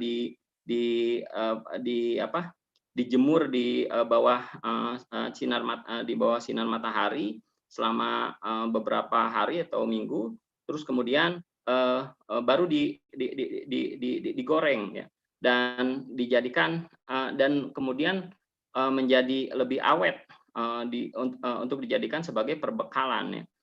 Kalau saya boleh katakan pengaruh sebelum pengaruh-pengaruh kuliner asing datang ke Nusantara, dendeng ini selain seperti terasi, terus kemudian belacan atau belacan ya, ini sudah menjadi bagian dari atau menjadi bukti dari majunya teknologi pengolahan makanan ya, atau teknologi pengawetan makanan ya, yang digunakan sebagai perbekalan orang-orang baik di Banten maupun di Sumatera. Nah, ini jejaknya justru jauh lebih tua dibandingkan dengan rendang. Baik, terima kasih Pak Fadli atas penjelasannya. Kita jadi lebih jelas. Ternyata dendeng itu lebih tua ya. Salah satu kuliner tua barangkali di Nusantara ya, kalau bisa dikatakan seperti itu. Ya. Selanjutnya pertanyaan untuk Pak Helmi. Tadi saya mencatat ada beberapa toponimi daerah di Banten yang berkaitan dengan folklore, dengan cerita rakyat. Sebetulnya kondisi di lapangan, karena Pak Helmi mungkin sering berinteraksi dengan masyarakat dan memang terjun di sana. Apakah si folklore itu masih hidup atau masih bisa diidentifikasi saat ini? Atau misalnya berarti masih terbuka nggak kemungkinan untuk kita meneliti tentang folklore terkait nama daerah tertentu di Banten? Bisa dijelaskan? Baik, iya. Satu sisi saya memang belum terlalu mendalami sampai ke situ, tapi kita baru mengidentifikasi nama-nama kampung yang kita duga kuat itu berkaitan dengan rempah. Salah satunya itu tadi yang disebut orang Pandeglang, orang Lebak itu menyebut lada itu pedas. Dan kita sudah mengidentifikasi ternyata yang memiliki nama kampung pedas itu tidak hanya satu di Panimbang begitu. Tapi di beberapa tempat kita temukan nama kampung pedas. Nah, itu yang perlu kita tindak lanjuti dan memang ingin kita tindak lanjuti ke lapangan gitu ya. Jadi kita sendiri memang saat ini masih terus berupaya mengidentifikasi kantong-kantong perkebunan lada, terutama di daerah pegunungan di Gunung Karang dan Gunung Pulau Sari dan sekitarnya begitu ya. Nah, memang itu kalau yang terkait dengan toponimi. Kalau Pak Marican saya kira sudah selesai ininya ya. Kalau Pak Marican sudah selesai kajiannya, tetapi yang ingin kita cari adalah wilayah-wilayah yang dulunya merupakan perkebunan lada. Bahkan kita sudah sedang mengidentifikasi juga bahwa persoalan lada ini tidak saja persoalan komoditasnya saja, tapi kita menemukan ini sedang mengidentifikasi dan mau kita tindak lanjuti adalah ini ada koperasi lada. Ini yang aspek ekonomi dari lada. Ini juga dan ini adanya di wilayah pegunungan di Pandeglang. Ini yang sedang, jadi kita juga sedang bergerak gitu ya, mendukung kawan-kawan dari BPNB dan kawan-kawan lainnya untuk mempersiapkan jalur rempah ini begitu. Nanti insya Allah lah kita share nanti hasil-hasil temuan kita, Kang Hadi. Ya, siap, Kak Helmi, terima kasih. Ya, memang yang menarik dan kadang kami soroti khususnya di teman-teman dari BPNB adalah si jejaknya itu gitu. Jadi jejak apa masih mengendap di pengetahuan, di folklore, mungkin itu masih terbuka, Kang Helmi ya. Terbuka ibaratnya ruang untuk kita meneliti lebih jauh tentang itu ya. Ya, kalau kalau Panimbang dan Teluk Lada itu masih sampai sekarang masih berkembang gitu. Bahwa Panimbang itu dulunya adalah tempat memang penimbangan lada. Teluk Lada juga memang itu menjadi apa namanya populer di kalangan masyarakat sekitar situ sampai sekarang gitu. Kalau yang lain-lainnya itu maksud saya yang selain Teluk Lada, Panimbang itu yang sedang kita identifikasi adalah kampung yang namanya Kampung Pedes. Nah, itu yang sedang kita dalami begitu, Kang. Baik, baik. Terima kasih Kang Helmi. Mungkin kita bisa lebih jauh berdiskusi tentang warisan budaya Jalur Rempah di Banten ini. Saya sudah ada beberapa pertanyaan yang ada titipan juga, pertanyaan titipan buat Kang Helmi dan Pak Fadli. Saya coba bacakan satu pertanyaan.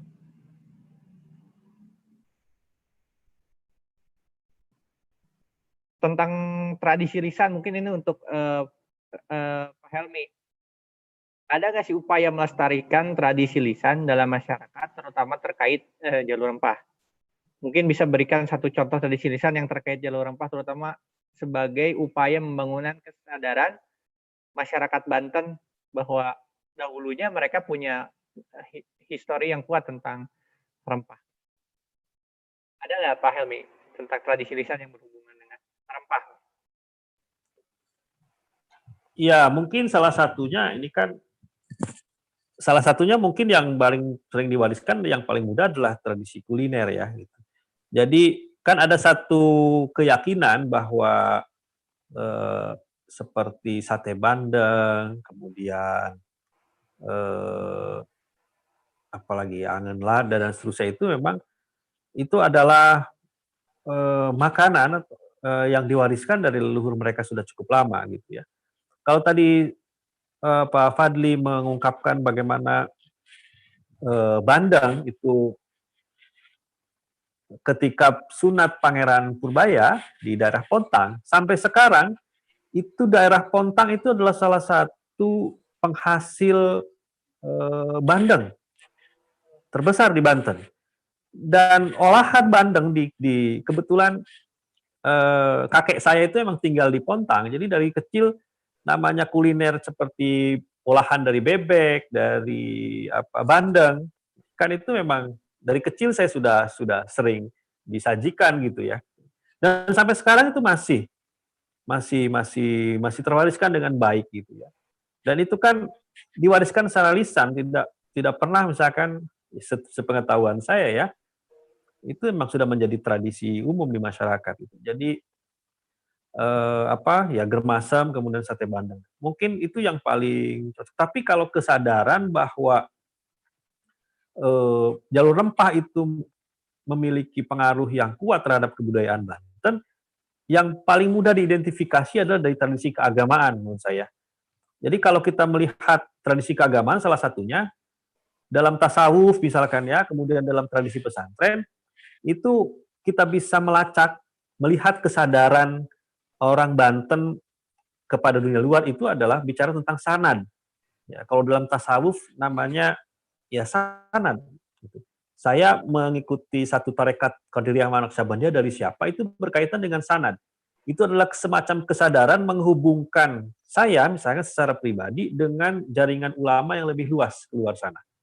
Atau sanad keilmuan yang sifatnya bukan ilmu-ilmu esoterik ya kayak tasawuf begitu. Seperti teologi misalkan atau fikih itu ada kesadaran menghubungkan sanad keilmuan dengan yang lebih luas. Memang ada pergeseran dari simpul keilmuan Mekah kemudian bergeser ke Mesir ya.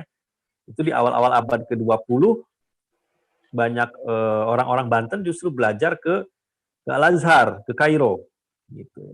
Itu memang karena ada persoalan pergolakan politik ya di Saudi di sana gitu. Yang sehingga bergeser dari Mekah kemudian ke Mesir gitu. Mungkin dua itu saja mungkin yang bisa jadi contoh kesadaran itu sendiri. Mungkin itu, Kang. Baik, terima kasih Kang Helmi atas penjelasannya. Berarti pengaruh Islam atau dari tradisi keislaman masih ada dan jejaknya masih terasa saat ini berarti ya kan di ilmu-ilmu keagamaan khususnya di Banten. Ya, masih kuat sekali masih terasa. Baik, saya coba membacakan satu pertanyaan lagi. Ini dari Mbak Indah Setiorini.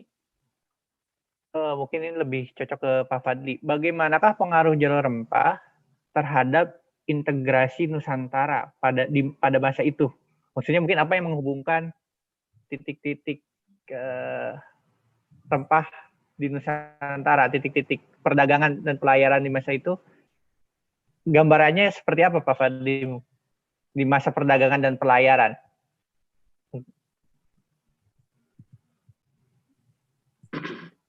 Oke, menjawab pertanyaan Mbak Indah, bagaimana melihat jalur rempah sebagai suatu sarana ya untuk mengintegrasikan Nusantara ya. Dan jalur rempah ini memang kalau jauh sebelum Indonesia sebagai sebuah nation state ada gitu.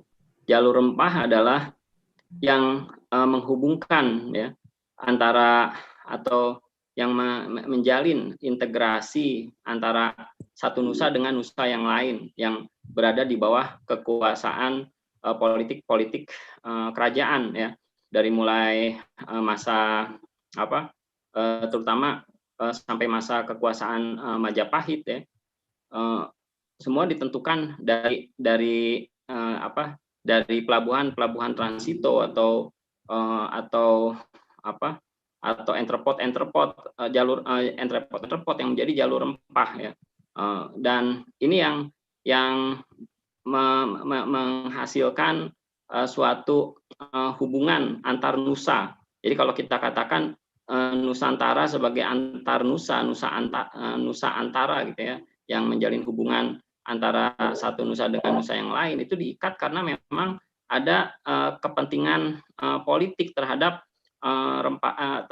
terhadap ekonomi rempah-rempah ya, rempah-rempah sebagai komoditas ekonomi. Ini yang memunculkan para vasal ya, atau memunculkan negara-negara vasal ya, yang berada di bawah kekuasaan induk dari kerajaan besar ya, seperti Majapahit yang seringkali dikatakan oleh Muhammad Yamin sebagai cikal bakal Indonesia ya, sebagai embrio Indonesia ya, walaupun saat itu belum ada kesadaran terkait dengan nation state ya. Tapi kalau boleh dikatakan ya, jalur rempah inilah yang menciptakan sebuah kesadaran kesadaran terhadap konsep Nusantara yang diimajinasikan dan bahkan diwujudkan oleh kekuasaan Majapahit sebagai sebuah selain sebagai empire tapi juga sebagai emporium dagang di masa abad pertengahan ya, ketika rempah-rempah berjaya sebagai sebuah komoditas ekonomi yang memunculkan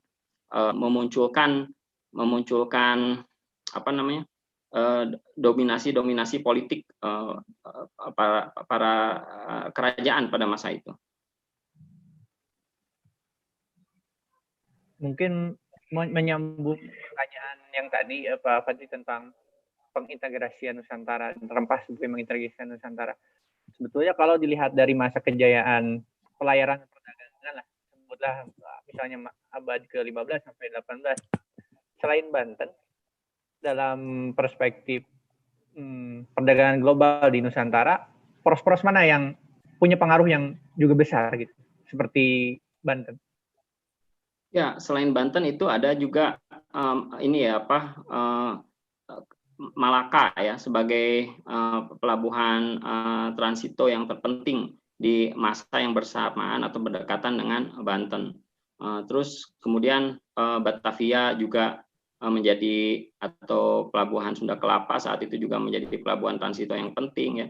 Dan kawasan-kawasan pesisir di Sumatera ya dan di Jawa ya, yang sangat menentukan bagi arus kepergian para pelaut, para pedagang atau para pencari rempah-rempah untuk menuju ke Kepulauan Maluku sebagai pusat dari tumbuhnya komoditas rempah yang diincar oleh berbagai bangsa, yaitu cengkeh dan pala. Jadi mereka pasti akan berlabuh dulu di pesisir atau di entrepot di Sumatera ya. Yang paling penting itu adalah Malaka. Itulah kenapa Malaka ditaklukkan pada tahun 1511 oleh Portugis ya.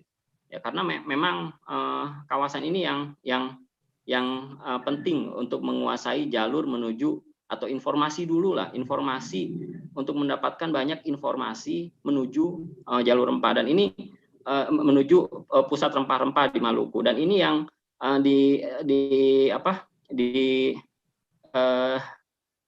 disinggung atau disebutkan dalam Suma Oriental Tome Pires ya, bagaimana orang-orang Portugis itu bertanya kepada orang Jawa yang ada di Malaka, terus kemudian orang Melayu ya, para pelaut Bugis ya, tentang di mana letak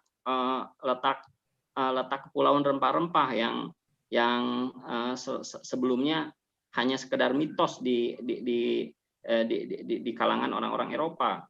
Kemudian itu juga yang dilakukan oleh orang-orang Belanda ya, ketika mereka berupaya untuk menguasai Banten ya, sebagai entrepot yang penting, entrepot rempah-rempah yang penting ya. Ini seolah-olah membunyikan pemikiran dari Lord Acton ya, seorang sejarawan Inggris yang mengatakan bahwa kalau mau menguasai dunia, kuasai laut-laut dan pelabuhannya ya. Ya karena dengan begitu dia akan bisa menguasai atau melakukan kolonisasi, dan itu yang dilakukan setelah menguasai Malaka. Terus kemudian Belanda juga melakukan koloni di Banten ya. Ini yang kemudian memuluskan jalan mereka bisa mencapai kepulauan rempah-rempah. Jadi itu untuk menjawab pertanyaan tadi. Saya coba bacakan, ada satu pertanyaan di live YouTube dari Pak Sulistianto. Kata beliau, pergeseran minat rempah dari Banten ke Maluku oleh pedagang atau bangsa Eropa didorong oleh faktor apa? Atau mungkin apa yang membedakan Banten dengan Maluku dari sisi rempahnya? Ya, kalau ini pertanyaan ke saya, Mbak ya. Ya. Kalau apa yang membedakan Banten dengan Maluku ya? Tadi juga sudah saya singgung ya, dan cukup menjawab pertanyaan, tapi bisa lebih saya jawab lagi.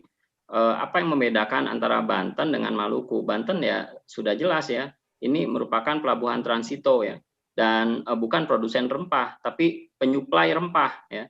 Dan sedangkan Maluku itu adalah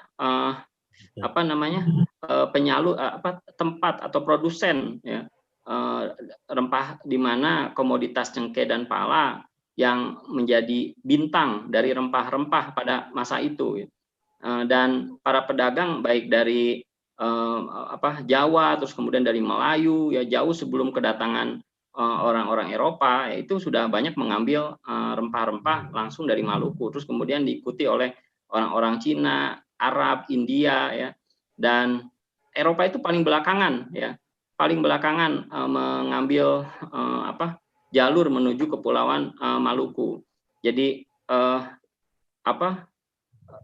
hanya di Kepulauan Maluku ya, komoditas cengkeh, Maluku dan Banda, komoditas cengkeh dan pala ini tumbuh, dan para pedagang-pedagang asing ya, termasuk juga dari Jawa dan Melayu, mereka hanya mengambil dan kemudian menyuplai atau menyalurkan di pelabuhan-pelabuhan transito yang menarik perhatian orang Eropa untuk yang penasaran untuk mengetahui lebih jauh sebenarnya di mana letaknya. Ini yang narasi yang banyak disebutkan dalam sumber-sumber Eropa di masa abad ke-16 ya, seperti Tome Pires, terus kemudian Willem van Lodewijk dan Jan Huygens van Linschoten ya.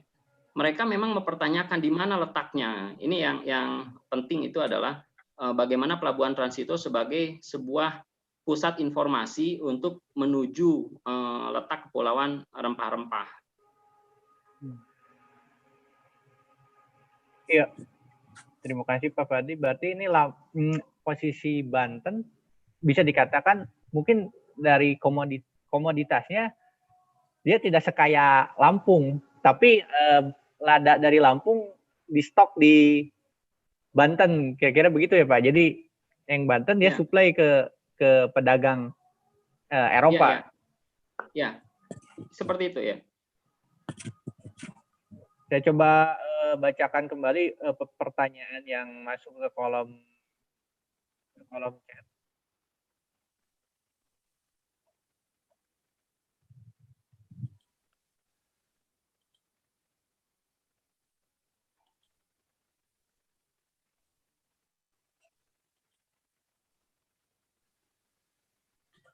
Pertanyaannya mungkin ini tadi udah dijawab, sebagian sudah dijelaskan oleh Pak Fadli. Mungkin perlu penguatan dari Pak Helmi terkait, tadi sempat disebutkan pertanyaan dari Muhammad Idam Mahyudin, Kang Idam, pertanyaannya kalau saya coba rangkum ya, tadi Pak Helmi menjelaskan tentang naskah yang menyebutkan bahwa Kesultanan Banten menggunakan rempah sebagai hadiah bagi koleganya, bagi negara lain gitu, bagi bangsa lain. Jadi jika rempah tersebut bukan berasal dari Banten, apakah rempah tersebut berasal dari apa yang disebut semacam pajak gitu? Pajak, di mana dalam hal ini Banten merupakan pelabuhan besar dan transit pada masanya. Ataukah Kesultanan Banten itu sendiri akhirnya menjadi produsen menanam rempah? Sebenarnya Banten sendiri memiliki varietas rempah hanya saja kurang bagus dari yang berasal dari seberang. Mungkin singkatnya, apakah rempah dari Banten itu berupa pajak dari daerah lain yang berada di bawah Banten, ataukah Banten sendiri sebetulnya memang ada menanam lada? Mungkin dari Pak Helmi bisa memberikan penjelasan. Baik, mungkin saya hanya bisa menjelaskan sedikit tentang itu, tapi tadi sudah disinggung sedikit juga oleh Pak Fadli bahwa kalau Banten di Bantennya sendiri memang perkebunan ladanya terbatas sekali.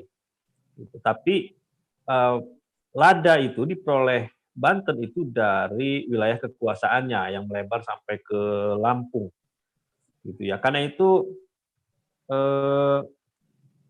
beberapa di Lampung masih bisa kita temukan bukti-buktinya sebetulnya ya. Salah satunya adalah apa istilahnya arsip-arsip dan seterusnya itu. Jadi kalau di Banten sendiri titik yang paling populer itu adalah di Serang sendiri tidak terlalu banyak sebetulnya kalau kita. Itu lebih banyak di Gunung Karang, di Gunung Pulau Sari, di daerah pegunungan itu. Itulah kemudian yang mengapa Teluk Lada nanti akan ke ini ya, kalau ke daerah selatan itu ke ya daerah Panimbang terus ke memang wilayah pedalaman, wilayah situ gitu. Jadi dan saya pernah membaca satu paparan, memang tidak cukup luas gitu ya area di Banten yang cocok untuk penanaman lada. Mungkin itu juga salah satu faktor yang menyebabkan akhirnya penanaman lada itu lebih masif dilakukan di Lampung. Nah, mungkin Pak Fadli bisa membantu menjelaskan hal itu. Tapi dugaan saya seperti itu.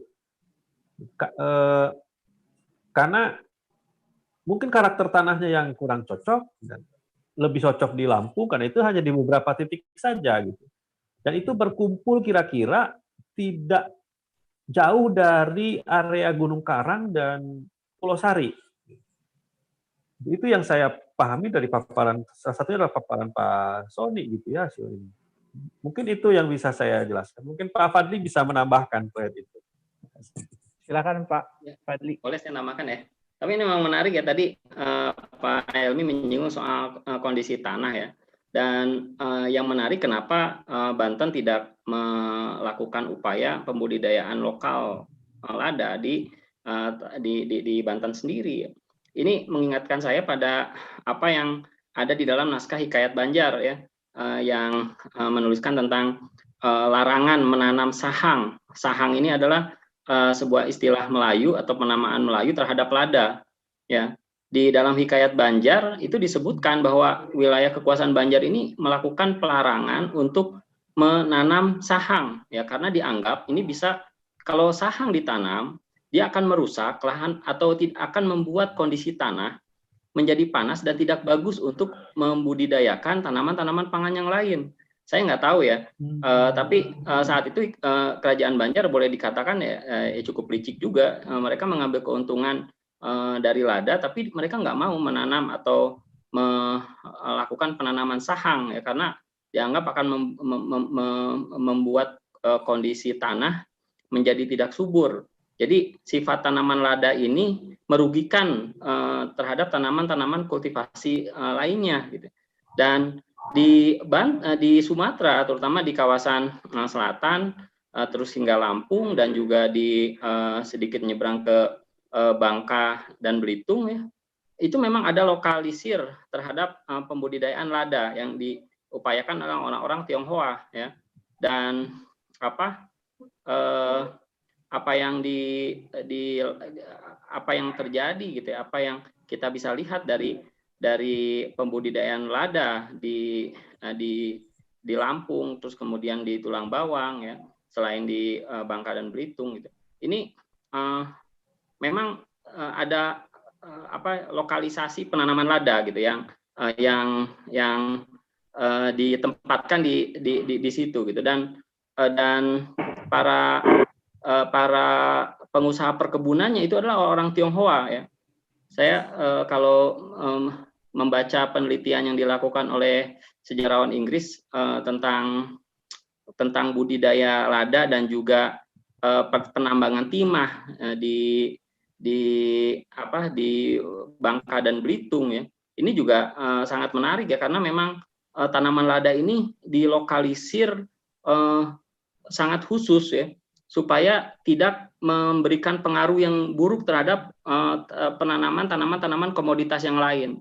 Nah, saya lihat ya, kenapa Banten tidak dikembangkan, ya, atau tidak ada itikat dari Kesultanan Banten saat itu untuk mengembangkan pembudidayaan lada di tanahnya sendiri, ya. Kembali lagi atau bercermin kepada apa yang dinarasikan dalam naskah Hikayat Banjar tadi, gitu, bahwa menanam sahang itu menguntungkan, ya, sesaat, tapi memberikan dampak yang tidak baik bagi kondisi tanah setempat, ya. Nah, ini yang membuat, ya, kalau menggunakan politik pangan, ya, politik pangan di kalangan kerajaan-kerajaan pada masa lalu, itu mereka memang punya politik pangan yang sangat menarik untuk dikaji, ya.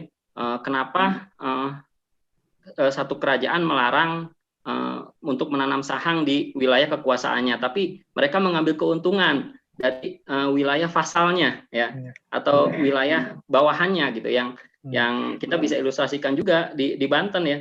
Banten identik sebagai pusat perdagangan lada, tapi anehnya dia tidak melakukan pembudidayaan lada di tanahnya sendiri, tapi dia mengambil keuntungan dari wilayah vasalnya. Nah, ini yang perlu dikaji lebih dalam, ya, terkait dengan politik pangan yang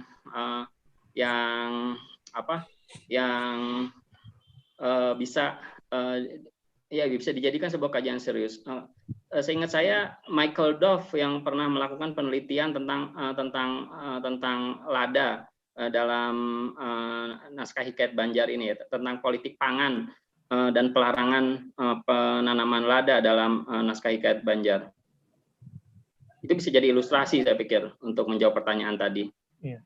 Di bukunya Guilor, Pak Fadli, yang Banten itu, saya kalau tidak salah ya, justru Sultan Agung Tirtayasa itu menyuruh menggalakkan penanaman padi dan kelapa, tapi nggak disebutkan tentang lada. Cuman mereka tetap menampung lada dari Lampung, gitu. Yeah. Kayaknya yang tadi Bapak dijelaskan ya, dari pasal gitu, pasal kerajaan pasal. Ya, betul, itu yang politik pangan Sultan Agung itu memang yang dikaji oleh Guyo itu juga menyinggung hanya beras dan kelapa saja. Artinya memang kita boleh kalau mau melakukan generalisasi gitu ya terhadap apa yang terjadi di Banjar gitu ya. Ini juga menjadi perhatian atau ini yang juga dipikirkan gitu oleh para penguasa dengan politik pangannya di wilayah Banten. Siap, ya, terima kasih Pak Fadli. Ke Kang Helmi mungkin terakhir saya perlu konfirmasi juga tentang Gunung Karang, kemudian Gunung Pulau Sari dan Teluk Lada. Apakah sejauh ini di 3 tempat itu memang ada tinggalan arkeologis yang menunjukkan oh ini ada peninggalan lada, atau itu dilihat dari tumbuhan ladanya? Jadi masih ada lada-lada tua di sana gitu. Ya, kalau di Gunung Karang, kalau pohon ladanya sih sudah tidak ada ya, tapi apa istilahnya? Saya lupa. Pohon penyanggahnya itu, Pak Sony salah satu yang pernah menemukan itu di Gunung Karang, dan itu cukup besar sekali ukurannya. Dan itu pula yang sedang kita lacak sebetulnya. Nah, karena itu kita mulai melacaknya dari nama-nama, kita sedang mencurigai nama-nama kampung yang berkaitan dengan lada, seperti yang Kampung Pedes itu. Dan akan kita cari terus sampai kita ketemu bukti-buktinya gitu. Jadi ya besok tim juga sedang bergerak nih melacak di kaki Gunung Pulau Sari juga, Kang Heri. Jadi ada 2 orang relawan kita memang sedang melacak ke sana.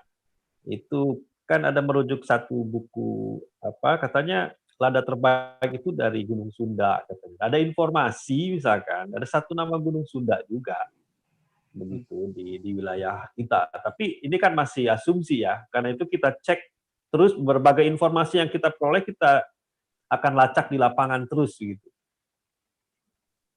Paling hanya itu kan.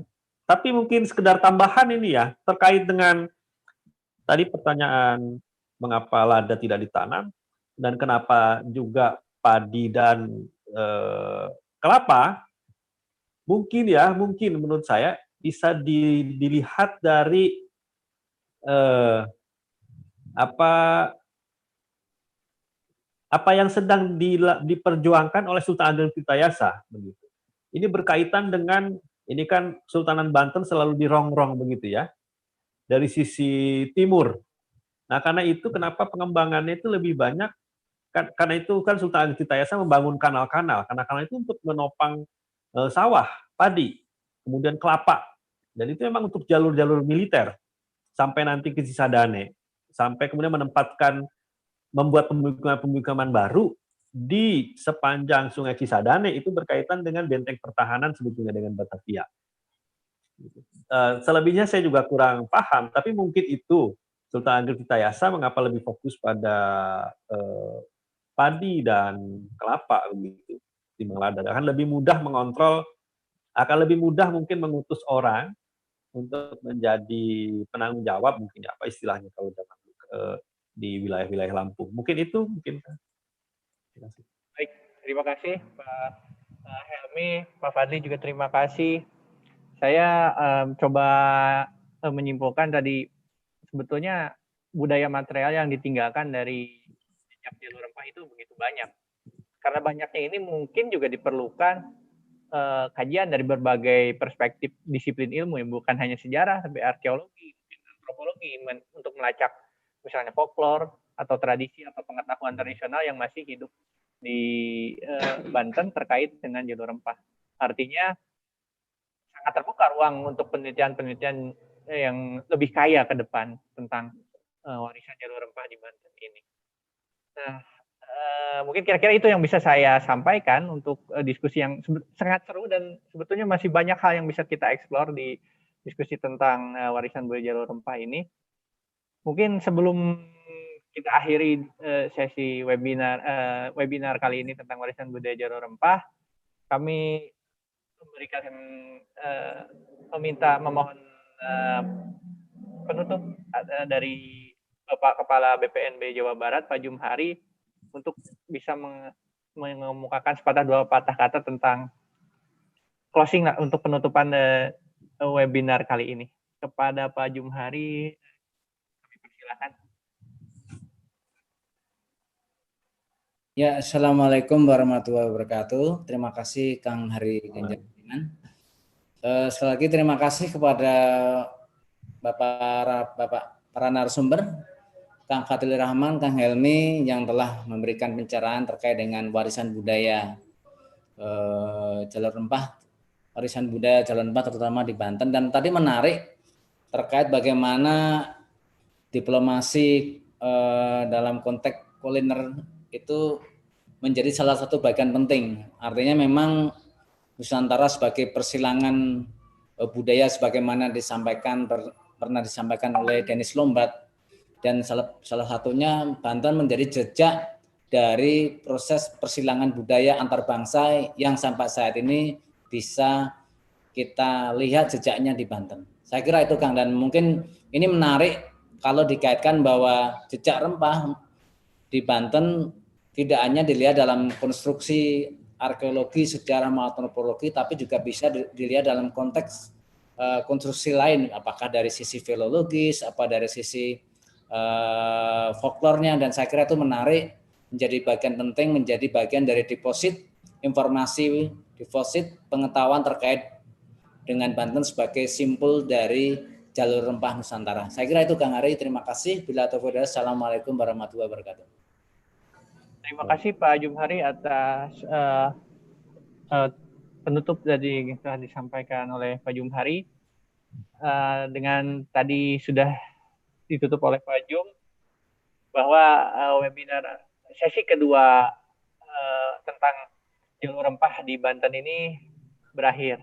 Tapi tidak lupa juga nanti buat sahabat budaya yang bergabung atau tadi sempat ketinggalan bisa menyimak secara lengkap di YouTube BPNB Jabar.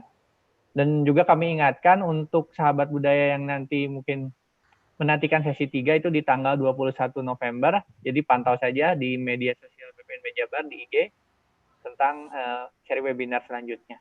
Demikian, terima kasih kepada Pak Helmi, Pak Fadli yang telah meluangkan waktu dan memberikan kita banyak pencerahan yang sangat bermanfaat. Juga terima kasih untuk seluruh peserta, sahabat yang telah bergabung di webinar BPNB Jawa Barat terkait jalur rempah ini.